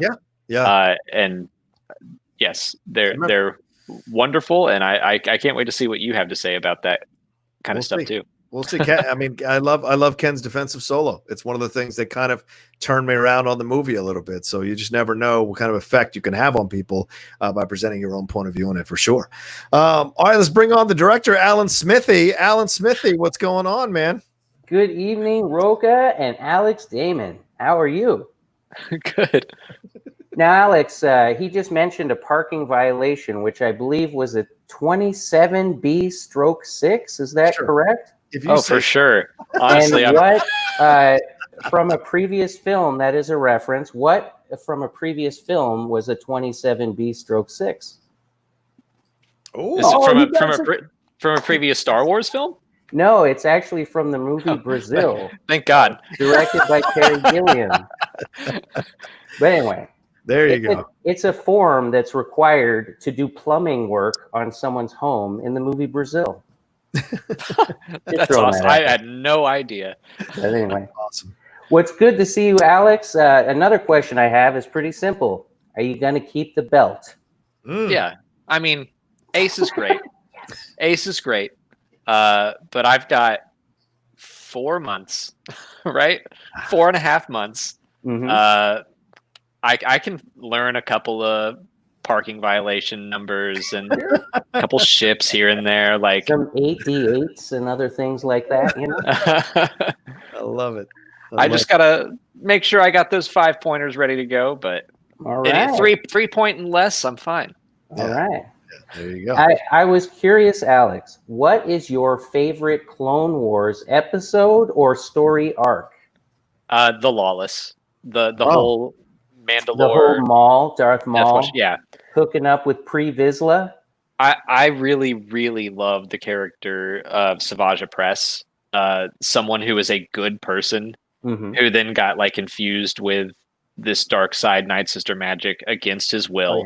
And then I just remember the first time I saw him dying and he's becoming himself in his like final moments of life. And he's like, I was never like you. And I'm like, oh no. Like the Emperor is there basically ready to kick ass. So yeah, that moment like really hit me. I definitely like the scene where Asajj Ventress has this like, test where all of the guys have to like, avoid her and he's protecting his own brother. It's pretty good stuff. So anyway. Yeah, there you go. All right, Alan. It's always good to see you. I wanted to try one thing out really quick. Okay. All right, ready? All right. Let's see if it works. All right, Ryan. I'm sorry. Alan Smithy. Pep talk, here it is. You are awesome, man. Okay? You keep doing you. You keep coming up with these great suggestions like a Willow Star Wars crossover movie. That's an amazing suggestion. See that?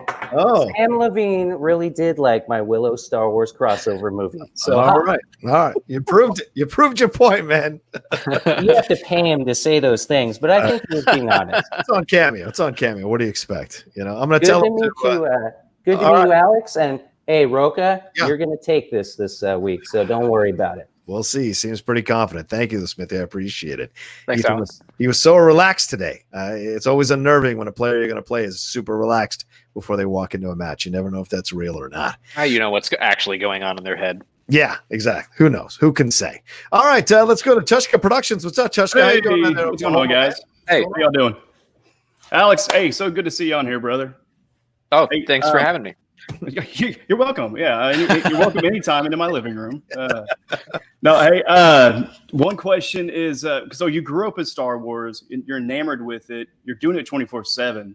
What do you do to keep it fresh? What do you do to, keep it renewed to where it's not getting stale and you're just not getting burnt out on it?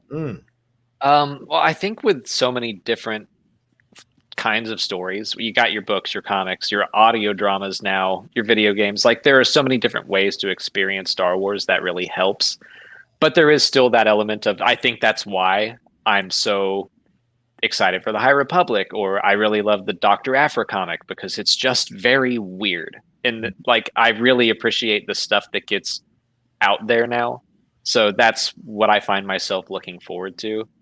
But other than that, I mean, I don't feel like I get super tired of it ever. It's more just that when I'm off, when we're relaxing, unless we're doing Schmoedown stuff, we watch something else. Yeah, we dip into another fandom. Right now we're rewatching Avatar: The Last Airbender, so that's kind of what we're doing to distance ourselves, although like Avatar has so many connections with Star Wars, it's crazy, but like it's just making sure we don't get so covered up by it that's all there is. Right. Yeah. Right. Definitely. Cool. Rocha could be the same question for you too, because now you're gonna be having the show and really focused on it after the match. Ask me again. Well, as far as, I mean, what would you do to kind of keep Star Wars fresh to where it's just not rehashing the same thing? I'll tell you. I mean, I was excited when those, as I mentioned earlier, when those Star Wars stories were announced. I was super excited because I mean, I was one of those people that, and you can go check the tape if you want to go and explore. When we did Far, Far Away over there on Geek Nation, I was one of the first people to say we need a Star Wars show in the vein of Game of Thrones. And now, Mandalorian had a shades of that. And now we're starting to hear that they might explore something a little more darker with Star Wars. Certainly Underworld was a possibility as well that people were kicking around before that ABC was going to do. And so those ideas of Star Wars, that's what I want to see expanded. I want to see more of the grittier, dirtier, uglier sides of Star Wars, because guess what? The world is that way. And if we're going to make Star Wars fresh and new and interesting, we've got to show it warts and all. Still show the people who can rise above or fight through it to be good, to do the right thing, to take the hits, to be able to accomplish something. All of that can still be possible while also still showing what would exist in the future for sure. And a Latino planet would be nice. I mean, I'm not asking for too much, am I? Can we have some Latinos in Star Wars beyond Jimmy Smits, for the love of God? I know we have Oscar Isaac in there, but I don't know. I just like to see some more. So that's why I'm excited about the Cassian Andor series. I want to see if we get a cultural exploration of that. I'd like to see something that has shades of the Latin culture in it as well. I mean, we're going to be there in the future or in the past, whether you like it or not. We're going to be around. So I just would like some of that myself personally. Definitely. Hey, and so question for you, Rocha, with the new show. What's like a really good way we can interact? You can have people on live or... No, initially, no. Laura's not really comfortable right now doing a show live, so we're going to do pre-produced stuff. But what we may do is ask for questions, and then people who send in questions, maybe we'll make that like the last 5 minutes of the show, and we'll bring up the graphic of the person's name and the question, and then Laura and I will answer it quickly and then move on to the next one, and maybe that's the way we'll end the show. But Laura and I have been kicking around the idea of maybe doing one live show every couple of shows for people to come on for like an hour and we'll just talk about Star Wars and go back and forth. And that's a way to maybe have it be a little more interactive. You know, everything I do on here is live. So I've got to find a way to kind of do more pre-produced stuff so that, you know, attract viewers and get people involved in the things we're doing. So that's the focus there. Yeah, awesome. One last question. Okay. How bad do you want Damon's ass? Wait, what? After that Star Wars tournament, I think I'm good. That's a murderer's row to walk through. So for sure. But thank you, Tushka. Awesome. Hey, Damon, great job in the Inner Geekdom. We look forward to you and everything that you do Schmoedown. You and Molly, y'all are awesome, and you bring a lot to the league itself. Rocha, man, get it done Friday. We'll be in the chats. We'll be building you up each week. Thank you, man. And I'm gonna have a watch party. I'm super excited about it. So right on, man. I'm gonna try. Right. Can't do nothing else but give you my best. Thank you, man. I appreciate it. Jay Scotty for real's coming in from his attic. What's going on, Jay Scotty? What do you got? That's right, Jay Scotty coming in live from the attic. What's going on, guys? That's a nice looking attic. I know, right? Appreciate it. So I just wanted to ask about Spaceballs. Where do you land on Spaceballs? Is it a good pairing? Where does it fit in the Star Wars culture? Is it? I haven't watched it in a long time. Like a long time. I should watch it again. But I remember watching it as a kid and thinking it was hysterical. So I have nothing but fond memories of it. Okay, but I bet I would appreciate it. I bet I would appreciate it a lot more watching it now. Yeah. John, any thoughts on Spaceballs? I love Spaceballs. It's I remember loving it when I watched it in the theaters, and I still love it now. I mean, Ludicrous Speed is great because it made fun of it, but it never. That's the thing Mel Brooks always did really well. He can walk that line of making fun of something, but isn't necessarily like trying to denigrate it or tear it down. And I think he did a really good job with that in Spaceballs. You know, it's like that Lego Star Wars series. I fucking loved that Lego Star Wars series. When they kept kicking Jar Jar Binks out of the frame every single time he showed up, it was a fun way to play with that, but not necessarily being mean. It was a fun way to play with it and keep it light and keep it fun, but still be making little comments about it as well. So that kind of stuff I enjoy, and I think Spaceballs does that fantastically well. Agreed. So I'll just do a quick spin-off question. Would you be open to seeing a new iteration of Spaceballs that kind of spoofs the new trilogies, the Star Wars stories and whatnot we've seen under the Disney regime? I would be open to it even just as a whole saga. Like if they could somehow even make fun of backstories being filled out in books and like the fact that there are so many different types of media, like I would love it if they could somehow encapsulate all of that. But yeah, since the first Spaceballs only had the first trilogy, like let's do a whole saga. Yeah, there you go. Give it to Lord Miller, right? Oh, they'd probably have some stuff to say. I'd be down with that. Thanks, Jay Scotty. Good to see you, brother. Appreciate it, guys. Have a good one. You too. Take care. All right, 156 Impulse. You've been waiting to come on, man. Are you? I can barely see you in there. So, are you there? Hey guys, yeah, I'm actually walking home. I saw a friend of mine, which is actually was just talking about Star Wars too. That's actually my question. My best friend Kevin. Hey Alex, my best friend Kevin just started watching Star Wars before he watched Episode 9. He's a huge fan of Episode 1. Why? I don't know, but he loves Jar Jar Binks and all that stuff. Like I didn't want to ruin his Star Wars stuff, but he's a huge fan of Qui-Gon Jinn too. Question: if Qui-Gon Jinn didn't die, would Anakin still go to the dark side? We have this debate. I think he wouldn't. He also thinks that he wouldn't. He also thinks that if Qui-Gon Jinn was still alive, also he would have figured out that Palpatine was Darth Sidious. What's your thoughts on that? I agree that Anakin would not have fallen to the dark side, and I can't say this more eloquently than Dave Filoni did.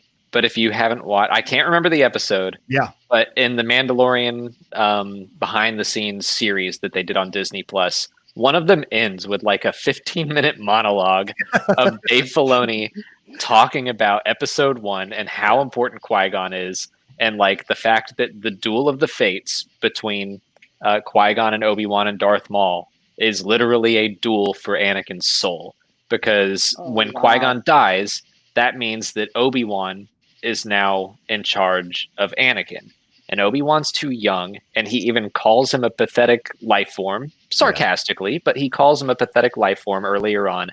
Qui-Gon knows what and who Anakin is. He understands it. Yeah. Qui-Gon would have been a great master for Anakin, but the fact that he is beaten means that Anakin passes to Obi-Wan, and things don't go the way that they, quote, should. There we go. Well, we lost him. Oh, all right. He's back in. Did you get that last answer? No, I didn't. You guys had it out. Okay. I think I saw you drop out when I was saying the fact that Qui-Gon dies means that Obi-Wan becomes Anakin's master, and things don't go the way that they should have. Yeah. Yeah. And also, as a Darth Vader fan, any books I should read about that are canon? Because that's my favorite guy. I mean, I like Anakin Skywalker storyline. Are you my best friend Kevin hates it. He's mad. He won't watch episode 3 because he kills all the Jedis. He's so upset. He hates episode 3. He likes 1 and 2. Won't watch 3, and that's it. He just started watching Star Wars, so he's still new at it. And he watches the TV shows and Clone Wars. And any books I should read, like any canon books or anything, because I'm a huge Vader fan. Or comics. I would say, I was going to tell you, if you're a comic fan, Charles Soule's Darth Vader series. It started in 2017, is one of the best Star Wars comics I've ever read. Yeah, man. It is so good. Like every issue ends with like a jaw-dropping moment. That would be the best Darth Vader content I can recommend you. Yeah. Well, that is so cool. Okay. Also, John, my mom's doing good, and thank you for everything, man. Of course, man. Good. I'm glad to hear it, brother, man. I'm glad. Yeah. Respect. Thanks, brother. All right, guys. Thanks. Take care, man. Bye. You too, bud. May the force be with you. There we go. I always feel like Finn when I say that. Just like, may the force be with you. Trainer. Quick question for you, man. This is a thing too that I've kind of kicked around as well. It's like, I never felt like Kenobi was that invested in training Anakin.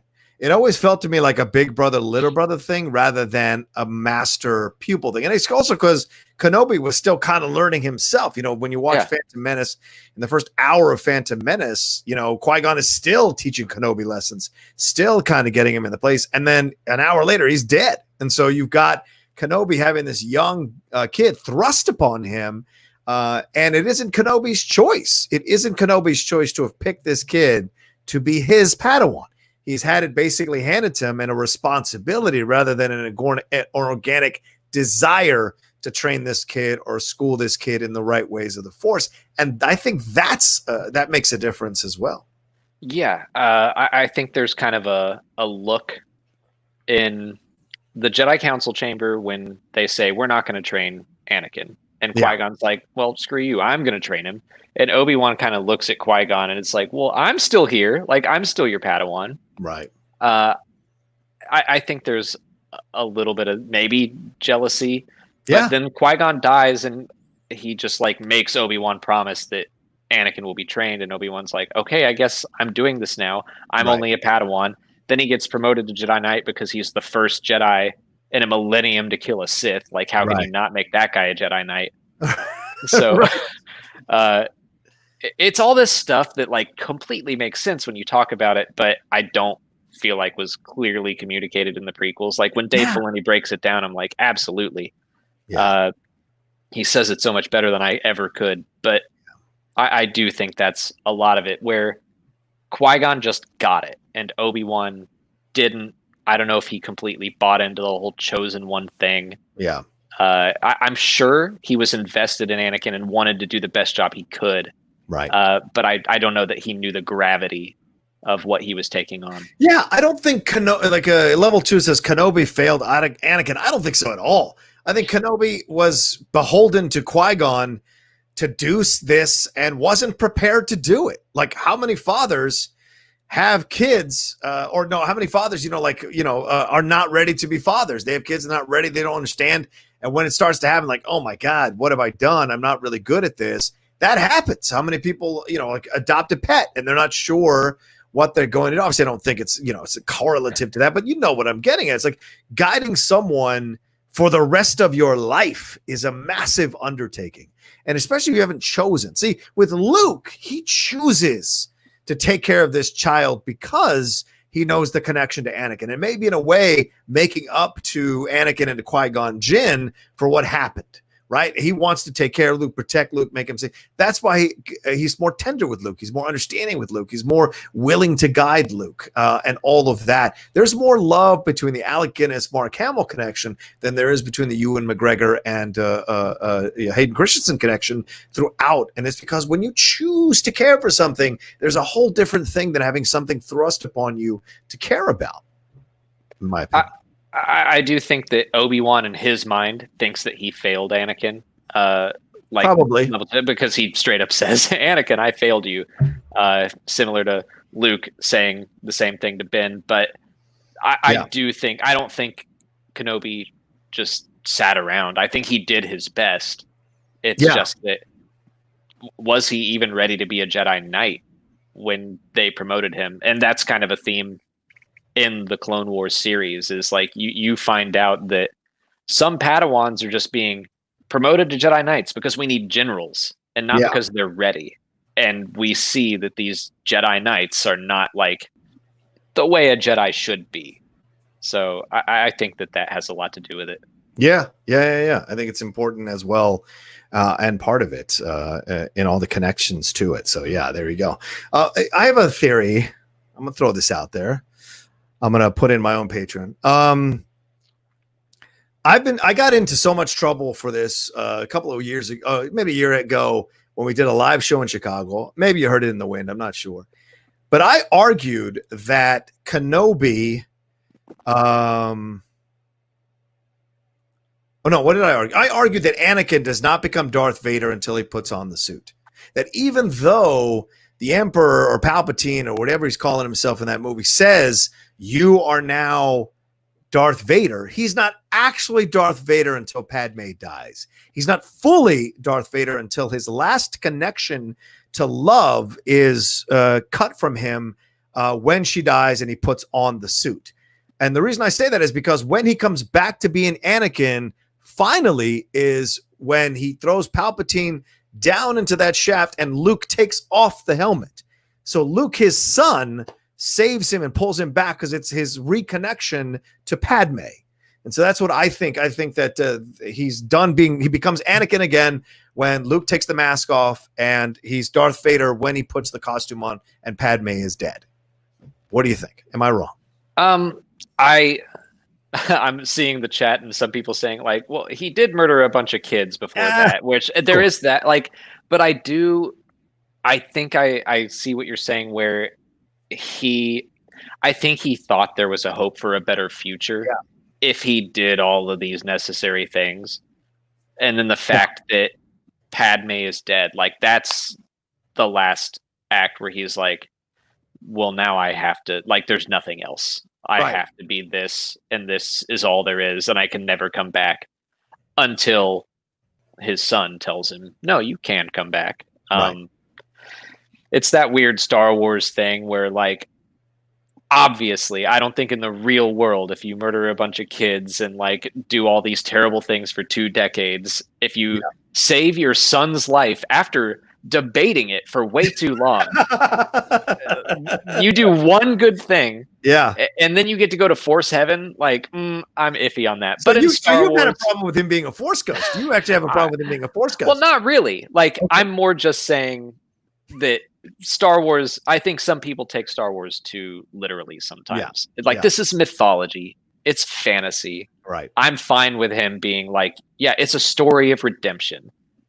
In the real world, it doesn't quite translate. But in a fantasy setting, yes, I am all for Vader's redemption. But I do think when people start to go like literally and put it into our real world, I'm like, no, it falls apart because it's that's not what it is. You know, Molly says it makes it. She says he also asks about Padme first once he's in the suit. Absolutely, but once, that's what I'm saying. Once he finds out that she's dead, he does that terrible no moment. That's his last connection. So it isn't like he's been walking around as Darth Vader in the suit. And I'm sorry, someone's flipping out because I said costume. Control yourself, relax. It's a suit. Fine, it's a suit. But like he's not walking around for a few weeks and then he's like, hey, how's Padme going? The first thing he asks is if she's alive. And because the suit's keeping him alive because of what happened to him on Mustafar, the first person, as soon as he asks about her and the Emperor says he's dead and he takes the guilt on of her dying, he is fully Darth Vader. And that's my point. I think he's moving towards Vader, but he's not fully embracing Darth Vader until he knows she's dead. And he walks back to being Anakin once he saves his son in that moment. And he even says, like, tell your sister you were right. You were right about me, and you're right. It doesn't erase like the probably millions of people he's killed during that time and all the different planets that we don't get to see him kill. But in the what we're watching in the movie and in these movies, it feels like in that moment he has his redemption and he's back to being Anakin before, and what Qui-Gon Jinn had seen in him and the possibility of him before he dies. Yeah, in a fantasy mythology right setting, it works. I'm all on board.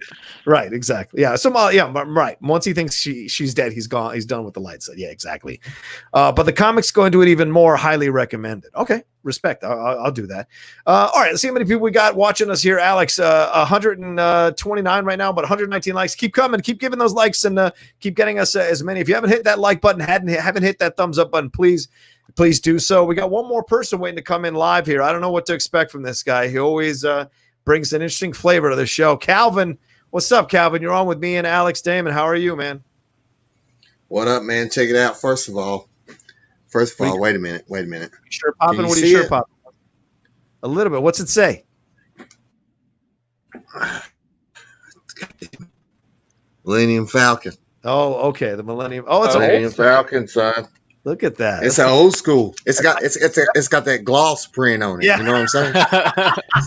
you remember that gloss print? You know what I'm talking about, Rocha. You know what I'm talking about. You go to the Damon boardwalk. might not know. That person got that gloss print. Anyway, my last job before the channel was working at a screen printing. Oh, right. Like manufacturing. What didn't you know what I'm talking about? I do. I have like a. It's got that gloss. It's got that gloss print. It's got that gloss print. It's got the fucking Falcon on it. One of my most prized possessions. Anyway, Damon, I love you, bro. Thank you. Your Star Wars knowledge impresses me. I want to tell y'all a quick story real quick. I was recently incarcerated. Don't ask. And but they when I was in there, I have to go back and I'll let you know, Rocha, when that is. Yeah. But I you got to do the crime, you got to do the time. But anyway, but when I was in there, they only play one. You only get one channel. Okay. Yeah. They play one channel, and it's up to the people's discretion, the jailer's discretion, what you watch. So they put it on TNT, and TNT was doing a Star Wars thing. They played back to back. They played Force Awakens and Last Jedi. Okay, and that's the only thing we can watch. And so and I'm like, oh shit, it's Star Wars is going on. So I'm sitting around here. If all these criminals, I don't consider myself a criminal, but so I'm sitting around and they're all watching it, and they're like, what is this? I'm like, dude, this is Star Wars. And so they're talking, they're asking questions, and I'm answering them questions. I'm telling them what's going on. I'm narrating the fucking movies to them, those two movies, and I'm trying to tell them what happened in the other movies, because some of them had seen the original trilogy, the OT, and so some of them seen it, some of them haven't, some of them seen parts of it, and they was like, "What is this?" I was like, "This is the new stuff," and I got to explain everything to them, and I was explaining it as it was going on, and they was like, He's like, Calvin, how you know? So he's like, Cal, how do you know this shit? I was like, because I'm a fucking nerd, man. And I was like, that's how I know this shit. But that's awesome. it was. I mean, it was. Jail always sucks, but it was a very fun experience for me because I got to explain these things to these people that hadn't really. They knew a little bit about Star Wars, but they didn't know a lot. And so I'm sitting there while we're watching, because we went through Force Awakens and The Last Jedi. Of course, they wasn't going to play Rise of Skywalker because it just came out. Well, it's just not just came out, but you know what I'm saying. Right. And so I got to sit there and tell them, talk to them and tell them about the mythology of Star Wars and how great it is and how cool it is and what it means and stuff, and about the light and the dark and everything. And I was like, it kind of relates to life. I was like, it's kind of why we're here right now. You choose the light or you choose the dark. You know what I'm saying? But yeah, so I thought that was pretty cool, and that was a highlight for me being in there. But also I wanted to ask Damon, if you could choose, what would you do? Like in Rise of Skywalker, where she has the vision. Actually, I tell you what. While we're on this subject, Rise of Skywalker, not my favorite. You're breaking new ground. I mean, I liked it. All right, Calvin. I know I'm not breaking new ground, but what I'm saying is not my favorite. But I want to know, like if you was given that choice, when Palpatine says to Rey, strike me down, blah blah blah, and you can take over and you be new Sith, whatever. Would you do it? Would you do it? I will. Do I have the full experience that Rey had? Do I see Hunky Ben Solo in his new sweater, like staring at me through a Force vision? Do I know that I have another option, or is it just strike Palpatine down and save my friends, or don't and let my friends die? What are my options here? Well, you know what I'm saying. I mean, well, that's the point. That's the thing he gave. He said. You know, I mean, if she didn't do it, then her friends would die. But if she did, it did save her friends. But I'm not even talking about the friends. Let's negate all of that. I'm saying, would you take the throne and be the Sith, or would you remain the Jedi and try to be the Jedi? I'd stay the Jedi. Not a question. I don't know, in my mind. If my friends are in danger, there's a question. Right. Yeah, but I mean, that's what I mean. But if my friends are in danger, but Hunky Ben Solo is over there, then who gives a fuck about Ben Solo? Question, Molly. Your wife is. Who cares about Ben Solo? Nobody's even talking about Ben Solo. I wouldn't do it. I don't want to be king of the Sith. Yeah, I'm telling you right now. How do we block Molly? I hate to say it. You can't block Molly. If you block Molly, if you block Molly, she's gonna block you tonight. Anyway, but easy, Calvin. But what I'm saying, but I don't know, man. All that power, I don't know. It's very tempting. Dark side is very tempting. You know what I'm saying? I'll come up there. It's tempting. It's tempting in real life, isn't it? How many people? It is. Would look the other way in a situation that would benefit them. I mean, and as this COVID thing starts developing more and more, and if people aren't going back to work, at what point does it become a more and more desperate situation and people have the dark side presented to them, and just to live or to survive or feed their families or whatever, or save their families, what are they willing to do? And as Alex said earlier with my conversation about Darth Vader, is like, in the mythology of the world, sure, in the mythology, but in the real world, it's a whole nother conversation. And we're seeing so many people kind of be tempted by the dark side and give into it in our world of the last few years that it's almost we never needed Star Wars more than we seem to do now. But I mean, this is very tempting, and I love that scene where she's got the where she has that vision of the future. What are they doing now? What? He says you're trying to pull a Palpatine on. You're trying to lure him into the dark side with your arguments. I want to. Also, you won't tempt me, Calvin. Calvin. I want to give. Wait a minute. I want to give a shout out to Red Panda because he's from Tennessee as well. He's right on. from Nashville. But anyway, Calvin's gonna be like, well, have you ever heard the story of? Yeah, have you ever heard the story of Darth Plagueis? The wise. But yeah, but that scene where she has that vision where she's got the dual saber thing, and it's like, and then she like hisses at her. That shit's crazy, man. That shit's good. That shit. That I was like, wow, because I rewatched it. Actually, in all truthfulness, I rewatched Rise of Skywalker last night, and that's what I was trying to tell you. I don't know. It's not one of my favorites. I think they put too many jokes in it. You know what I mean? And I love the fights. I love the fights. Now, out of the three new ones, I'd have to say my favorite is Last Jedi. I mean, that Holdo maneuver, goddamn. I mean, you can't, you can't, you can't top that. That was dope. That was dope as hell. And all right, but the CP3O thing where he loses his memory, then it comes back. I was like, okay, this is kind of lame. That was just certain things in it that I didn't like, but overall, it was okay. It was okay, and I didn't.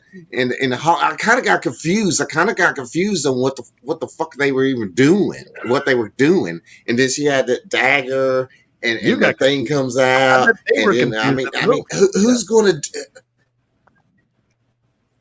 Right. I think they were confused making a goddamn movie, but you know what I mean. But I mean, it was cool. Yeah. All right. I'm sorry. I'm ranting here. But the lightsaber battles. People love you on here, bro. The lightsaber battles. Yeah, I know. But the lightsaber battles were great. Yeah. And the sky battles were great. Yeah. But it was just and then every ship was like a world destroyer. I mean, come on. Yeah. What the hell? You know what I mean?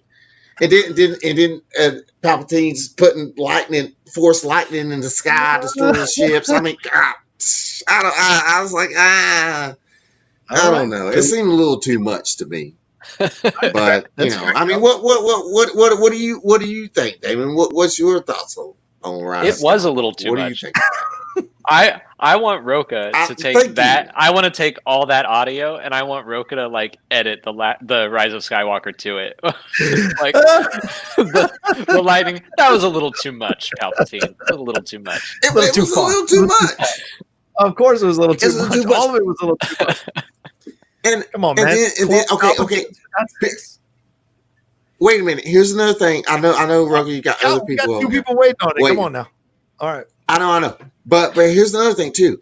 Okay, he's like, okay, Palpatine's like, strike me down and blah blah blah, and you'll be whatever. Okay, so then she doesn't do it, right? And so then he zaps the power from her. You know what I'm saying?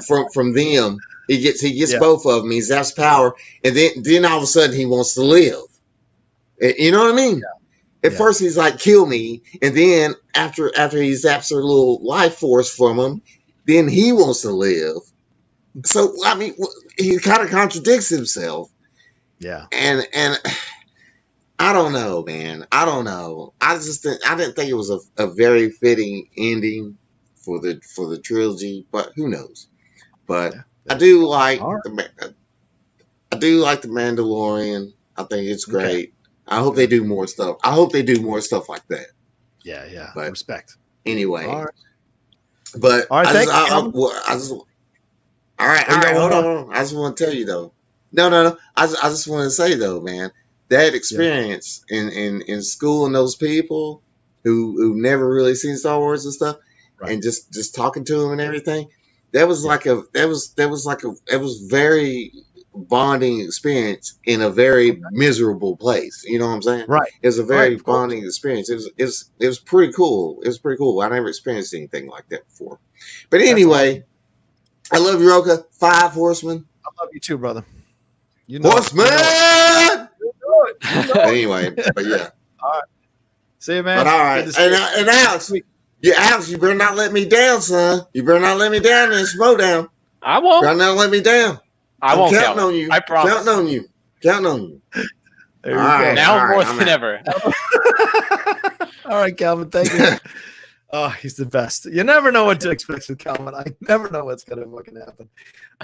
One Big Symbol says, this show is amazing. Alex and Molly are awesome. Great show. May the force be with you both. John, you are the man. Oh, thank you. That's very kind of you. Molly was loving this thing in the chat. Goes, oh, my God, I'm crying. But Laura Kelly chimed in as well. I guess she's still watching here. Laura and I might have our first episode where we just sit here and battle for it, because she says she loves Ben Solo. I do not like Ben Solo at all. So this could be a fun conversation between the both of us. Sure. All right. I'm on Laura's side for sure. Oh, yeah? You love Ben Solo? Really? Kylo Ren's the best character in the trilogy. Wow. She cares about Ben Solo. Sorry. You think you don't think Rey is the best character in the new trilogy? Okay, this is the beginning of the show now. I mean, are you kidding right now? Rey is she's so damn good, and Daisy really does her best to make that shit pile that they sometimes give her work character-wise. I think she's fantastic, more than Ben Solo. Don't you remember out of Force Awakens, people were making fun of Ben Solo as some whiny emo kid. I was, but I still liked him. Okay. He scared me. He was the guy that was just unhinged and angry, but also kind of like, I've joked, if I were to ever go heel in the Schmoedown, I would want to be a Kylo Ren, where I'm just like, dang it, I'm bad now, and no one believes me. Like that. I don't know why that's compelling to me, but I'm also just a sucker for bad guys going good and good guys going bad. Like that's my thing. Like, you're in the right place with the Schmoedown, that's for damn sure. It's the best part of the Rise of Skywalker to me is his turn. There were some things about it I would have changed, but I really enjoyed watching him. Like the climax of every, or at least the Force Awakens and the Rise of Skywalker, are all about his choices. Mm-hmm. Like, what's he going to do with Han? Who is he going to kill Rey? Is he going to kill Snoke? He killed Snoke. Like those were the parts in every movie where I was leaning forward, like what's about to happen. Right. So he's just the character I related to the most. Okay. All right. See, I liked Rey because I liked that she determined. Rey's great. She determined her own reality. She fought back against what they handed to her, what they presented to her. She built her own thing, and I love that about Rey. And I get it, Sean. Thank you, Sean. Sorry, my producer had to go to produce another show, and I'm a big fan of what she was able to do. And I hate that Daisy really kind of gets forgotten about because they didn't make her storyline as dynamic as Ben Solo's, but Daisy did a fantastic job bringing this character to life and trying to give levels and complexity to a character that sometimes they seem to have forgotten about how to build a connective storyline through 3 movies, 4. And so for me, I got to applaud her all the time. I mean, Finn was a bit of a fumble at times. I mean, Phasma was a definite fumble, but I think Rey consistently doing her thing. Sometimes people overlook it because she's so solid throughout. You know, and even when they tried to turn her into that Palpatine in the 3rd movie, I was like, she tried to make it work, but it wasn't her fault. It wasn't. I think Daisy Ridley knocked it out of the park. Yeah, I think her grabbing that saber in The Force Awakens is a top tier Star Wars moment. Oh hell yeah! It gives me chills every single time. Yeah, like I love Rey, but Kylo Ren kind of like there's this idea of, well, how do we make a bad guy that's going to be better than Darth Vader? Yeah. And it's like, we don't. We make a bad guy that so badly wants to be as bad as Darth Vader. Right. And he just can't do it. Like that feels like the only direction to go for me. Like, I think they got most of Kylo Ren right. Again, would have changed some things about The Rise of Skywalker, but Absolutely. I don't disagree with you. Someone says we need a first take Undisputed Show Rocha and rotating guest debate on stuff like this. Yeah, maybe. It's not a bad idea. Let's see. We got Alex, if you don't mind, we got like three more questions here. Ryan Chandler says, thanks again, Rocha, Alex, and Rocha. What is your favorite Indiana Jones movie and why? I rank them in sequential order. That's right. Temple of Doom is better than Last Crusade. You're insane. I said it. No, nobody in What?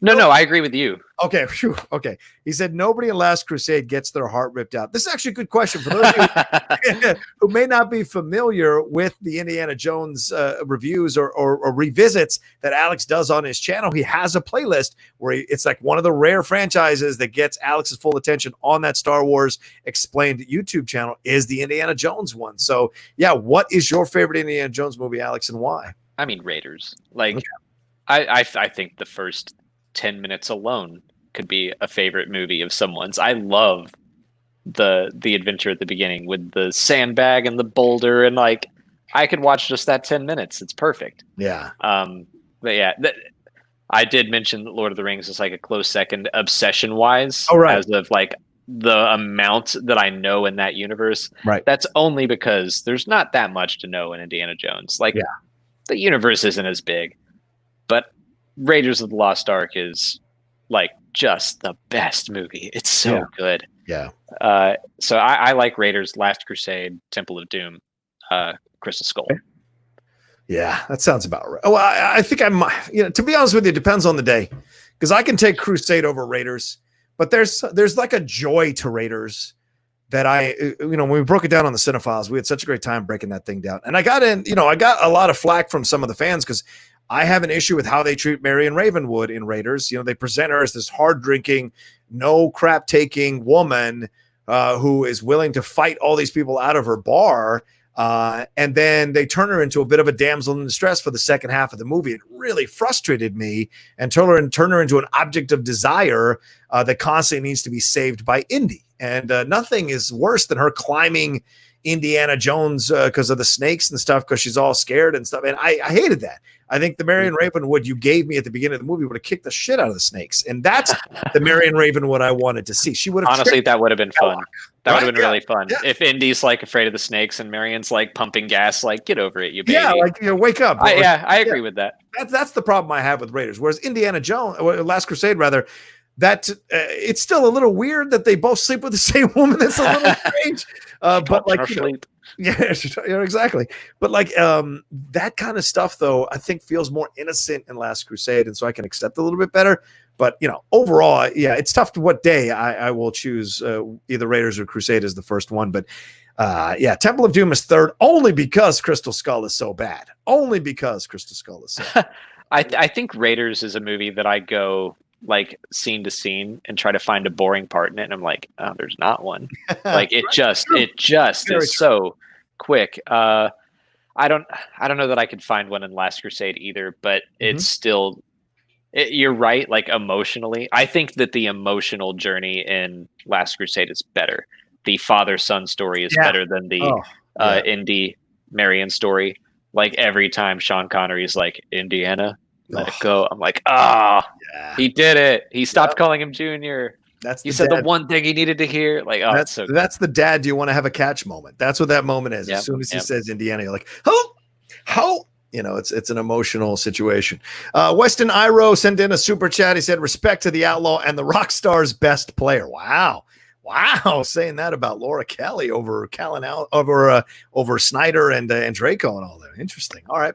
That's me. I'm the Rockstar. Oh, is they saying you? All right. Sorry about that. I mean, I'm the only one that's really played. So by default, yeah. Fair point. Sorry about that. There's so many factions in my head. I know.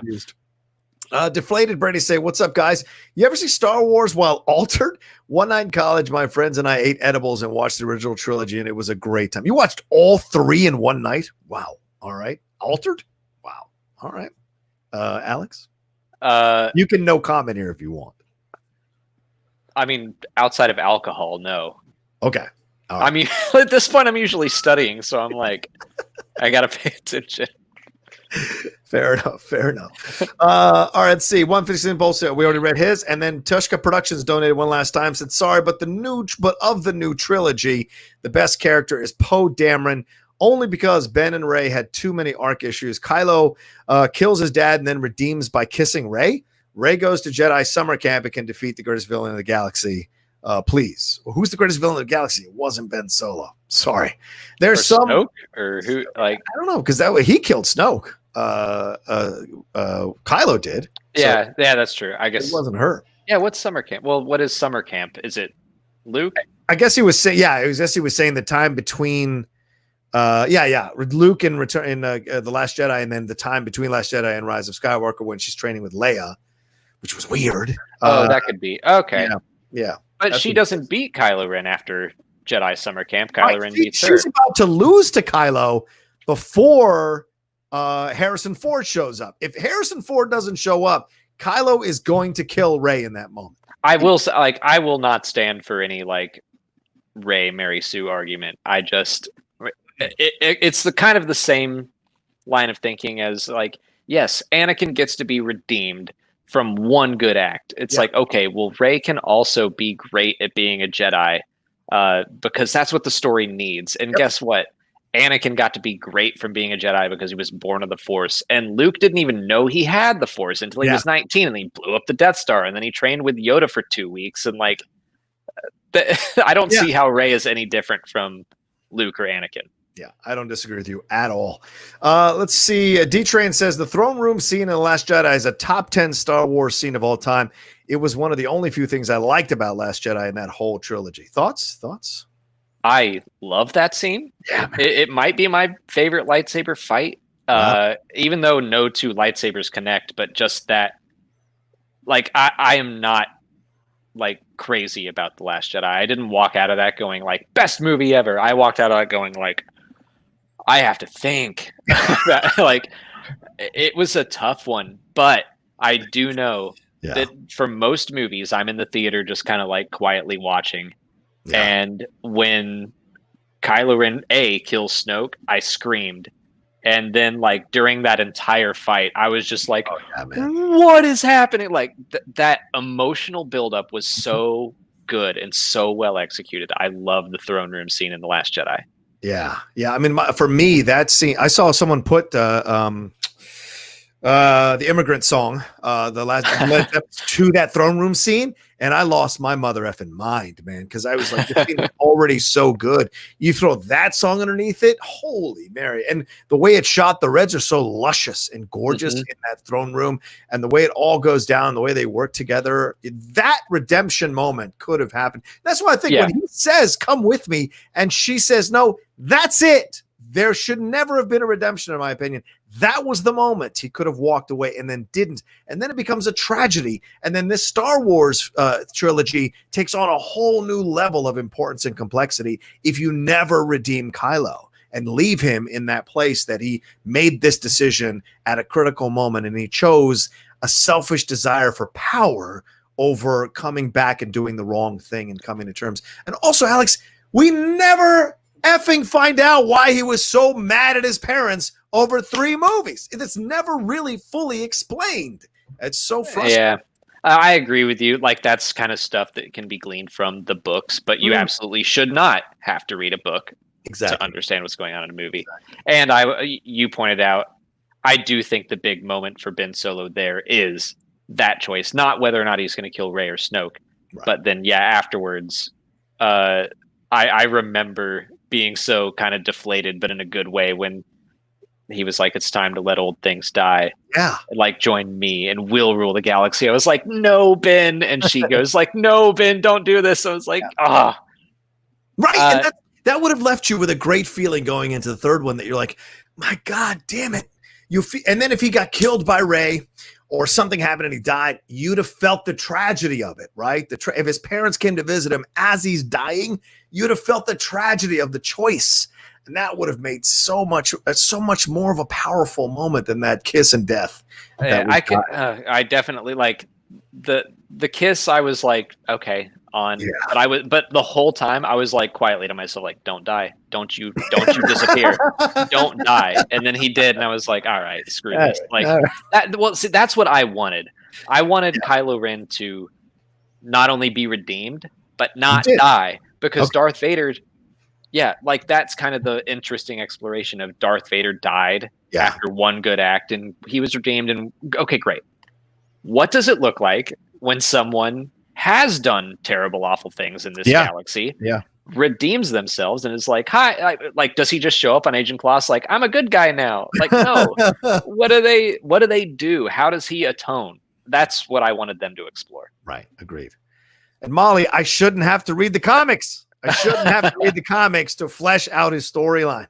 It's different, like with Anakin. Like they saved Anakin, the character, in Clone Wars after that prequel trilogy wasn't that well received by the general public. They redeemed this character by fleshing him out in Clone Wars. But I shouldn't have to read the comics to flesh out Kylo. There should have been more there. I mean, because you could argue Poe Dameron's more fleshed out in the comics. Finn is more fleshed out in the comics. All of that is there, but I shouldn't have to do that. I mean, I think it's a failure on the prequels part that, like, watching the Clone Wars makes you really get Anakin. You shouldn't have to do that. It's fine for, like, as someone who reads and watches and experiences everything Star Wars, I'm like, yes, it all works together. Yeah. But as a movie, that's not, like, you need to convey all that information. Yeah, exactly. It is the comics need to be a complement, not a exposition area for you to do things. And Luke Skywalker says, cancel Rocha. Yeah, like it. I like it. I love it, Molly. You're the best. Molly's the best. All right. I think we have one last one that we got. I know I got to let you go, brother, man. Level 2 Trading says, oh, no, sorry. 156 Impulse had one more quick question on the super chat. He said, who is the chosen one? Did we ever find out who the chosen one was? Do you have an opinion on this? It's Anakin. I mean, the capital C, capital O, chosen one of prophecy, I think is Anakin. Okay. But I think, and this is something other stories have brought up, that there are various vessels of the Force. It's kind of like if you watch Buffy the Vampire Slayer, like once in a generation, someone is chosen to do blah, blah, blah. Right. This is like the Star Wars version of that, where Anakin was the chosen one of prophecy, and the prophecy was about one specific thing. Right. I think Luke and Leia were probably vessels of the Force. Rey, probably Ben, because they're a dyad. Yeah.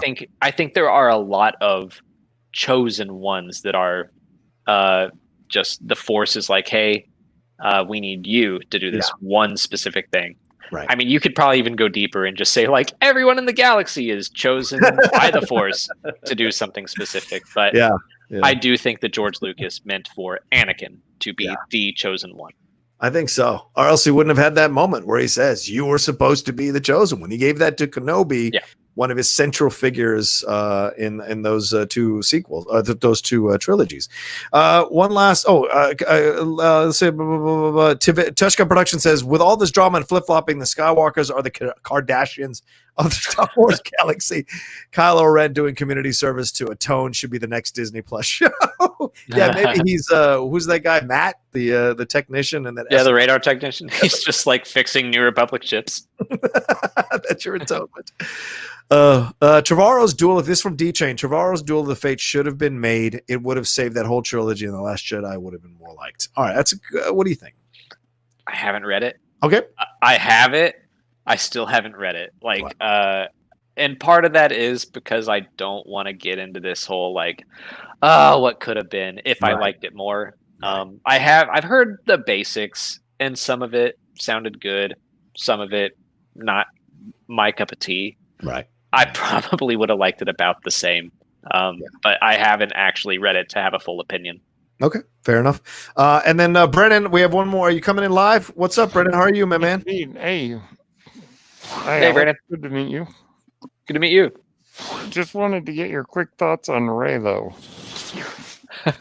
Hey, you're right up my alley. You got Star Wars and Lord of the Rings back there. Mm-hmm. Rayla was something that, and I brought up Avatar earlier, but like So, Rocha, I was so with you after The Last Jedi to be like, no, Kylo Ren missed his moment, and he shouldn't be redeemed. Then I watched Avatar: The Last Airbender for the first time a year and a half ago. And the villain character in that has like the best redemption story I've ever seen. And he also has so many like similarities with Kylo Ren where I was like, I kind of want to be redeemed now. Yeah. So that turned me into a bit of a Raylo. I would consider myself more a Bendemptionist, which is like a subset of Raylo. There you go. From what I have heard. Like what? Okay. Yeah, I mean, I'm a peripheral Raylo. I don't get too close to the deep Raylos. I am. I have. Rocha knows about them. Oh yeah, the Raylos came after me big time. I was at a junket for Rambo: The Last Blood, and I just randomly of all places. And by the way, that was a great junket. Sylvester Stallone was very complimentary of me. It was overwhelming to have a hero of yours say something nice, and I was floating on cloud nine, and I just happened to check my Twitter in between interviews, and someone said something, and I said something like, oh, playfully, I said, oh, you guys are just thinking about the fact that he's like half naked in the show. That's why. And then people just started calling me all the Raylos started calling me a sexist, and I didn't know what I was talking about. And I was like, oh my God, it was just a playful tweet, but people went insane about it. So I took it down. Yeah. I don't want to offend people here. I'm just having fun. Holy man. Yeah, I remember that. Yeah, that was weird. Here we go. Well, I was going to say, like, Avatar made me very open to the Raylo idea. And specifically, I was like, okay, I think I want him to be redeemed now, when I didn't before. Okay. And exactly. The Raylo thing, I could kind of take it or leave it. Yeah. If they wound up together, I was like, that's a good way to put it. I remember in The Last Jedi, because Raylo was a thing after The Force Awakens, and The Last Jedi with their whole Force Skype thing, I was like, okay, I can buy this. Like, they got me on board where this can happen and I will be perfectly okay with it. But it didn't have to happen for me to enjoy the movie. There you go. Okay. Well, thank you. Thanks, Brennan. Thank you. Always good to see you, brother. Good to see you too. Thanks, my man. He's been helping me train for Ethan as well. Great guy there. Nice. Throws a lot of Oscars questions at me. Puts me on, knocks me on my ass is what it does. Alex, thanks so much for taking the time, man. I mean, there's like a million other things we could have gotten into, but we're only limited with the amount of time we did have. So I really appreciate you spending 2+ hours with the fans here on the Outlaw Nation show and here with me, man. It's always good to get to know you more and talk more about this kind of stuff, and I appreciate you taking the time. Oh, that was a blast. I love getting to catch up with you every time I'm out doing Schmoedown stuff. Hopefully the next time isn't too far off. Yeah, I agree. All right, well, Alex, we'll let you go now. Feel free to anything you want to plug, anything you want to tell people about other than the Star Wars Explained YouTube channel, anything else you got going on? Yeah, just something different. I've been wearing a shirt that says Princess Leia. So there's a local theater in Atlanta that is having a tough time because they're not open during COVID, but they're an improv theater. It's where I take lessons, and they've been doing live streams on twitch.tv/Dad's Garage ATL, I think. Okay. And it's their 25th anniversary next weekend. And on next Saturday, I'm going to be on there talking about Star Wars and how it has impacted their theater, because they've done many Star Wars shows.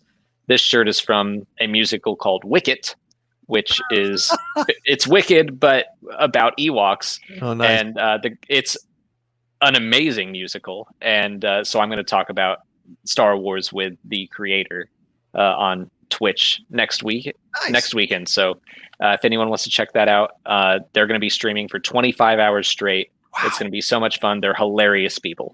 Whew. We call that pulling a Ben Goddard 25 hours straight. That's insane. Twitching for that long. Then go and patronize all of that, ladies and gentlemen. Please give him some love, and give Alex some love and tell him how much you enjoyed him being on the show. For those of you who are watching afterwards, do the same thing, please. Some of you who didn't catch it live, a lot of you watch it afterwards. Send in put in a comment, put a like, and then tweet at Alex how much you enjoyed him being on the show. Please, it's always good to have that. So thanks again, Alex. It's good to see you, and we'll talk to you next time, my man. Thanks. Bye, John. Bye. All right, there was Alex Damon.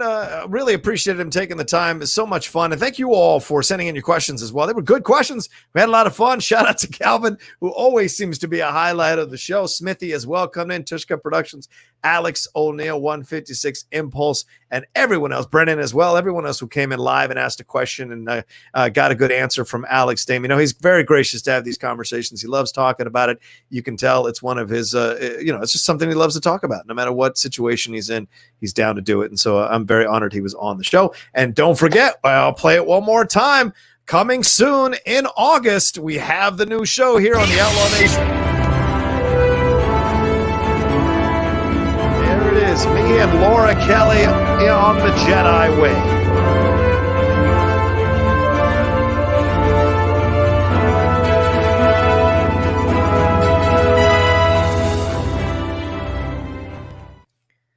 There it is. I can't wait to launch that thing. And Laura and I have been talking about it for a few weeks now. Someone asked me the other day, like, how'd you get Laura to be your co-host? And one of my patrons who I revealed this to early, that's another thing you get with being a patron. You get some of the behind the scenes stuff revealed to you as well. And I simply called her up and we had a 10-minute conversation and she was 1,000% on board.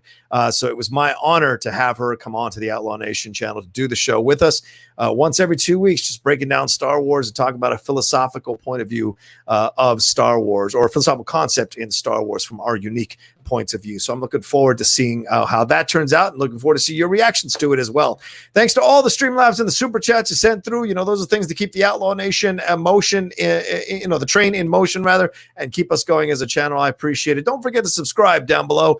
Hit that subscribe button. Get us marching towards 15,000 subscribers and then eventually to 20,000 subscribers and beyond. So give it some love there. We got so much great content. Don't forget, Game Time was just on yesterday. Me, Winston, and Jay Washington having a blast talking all the crazy sports stories. Trust me, that's the one show you don't want to miss. We go all out on that show. Mornings with the Outlaw, me and Alex Shawshack every Monday morning and Friday morning, talking about what's going on in the world of entertainment. The Geek Buddies, we're doing that live. The Geek Buddies are live on Thursday at 3 p.m. PT. We're doing a live episode of the Geek Buddies. Come and be a part of that as well. Come and ask questions. Have some fun with us. And then, of course, we got the big match. Me and Ethan Irwin going down at 5 p.m. PT on the Schmoedown Entertainment Network. Come and watch us. Pay-per-view. $10 patrons get this. You can also pay $4.99 for the match as well. And you get that match between Deep 13 and Final Exam. And Final Exam, you get that as well. So much going on here in the world of the Outlaw this week. And I got some new pictures. Thank you for all the nice compliments you guys have dropped already on the new pictures that my friend Courtney Lindbergh shot. She's actually moving to Atlanta. So maybe she'll shoot Alex Damon and Molly Damon someday soon as well. She's an incredibly talented photographer. She's hooking up with my other friend who's also a massively big wedding photographer down there in Atlanta. So they're going to hook up together and do some work. So I'm going to miss her here in LA, but I was very honored to do shots with her before she left. And some of you are going to get a chance to see those when I start putting them up throughout my channel and my social media. Follow me at The Rocha Says, and that's it for me. You guys be well, take care of yourselves, and I'm going to end the show like I end every show. Please, whatever you need to do to get through the next second, next minute, next hour, next day, next week, next month, next year, I'd like you to do that. I'd like you to be around. I'd like you to stay a part of the Outlaw Nation. You never know, no matter how deep it may be, the hole you're in right now, you never know if you fight, if you meditate, if you do the therapy, if you do the work to climb out of it, you never know what's waiting for you on the other side. Take it from me. I've been in the darkest of holes, in the deepest of places, and I found my way out, and look at all the stuff that's happened for me ever since. It doesn't mean there aren't tough days. It doesn't mean there aren't days where those feelings come back. But it means that because I fought through it, I embraced my life, and I'm trying to create something great with it. So you can too. I love all of you. Take care of yourselves, and we'll talk to you next week with another brand new episode of the Outlaw Nation Show here on the Outlaw Nation. Be well. Be well.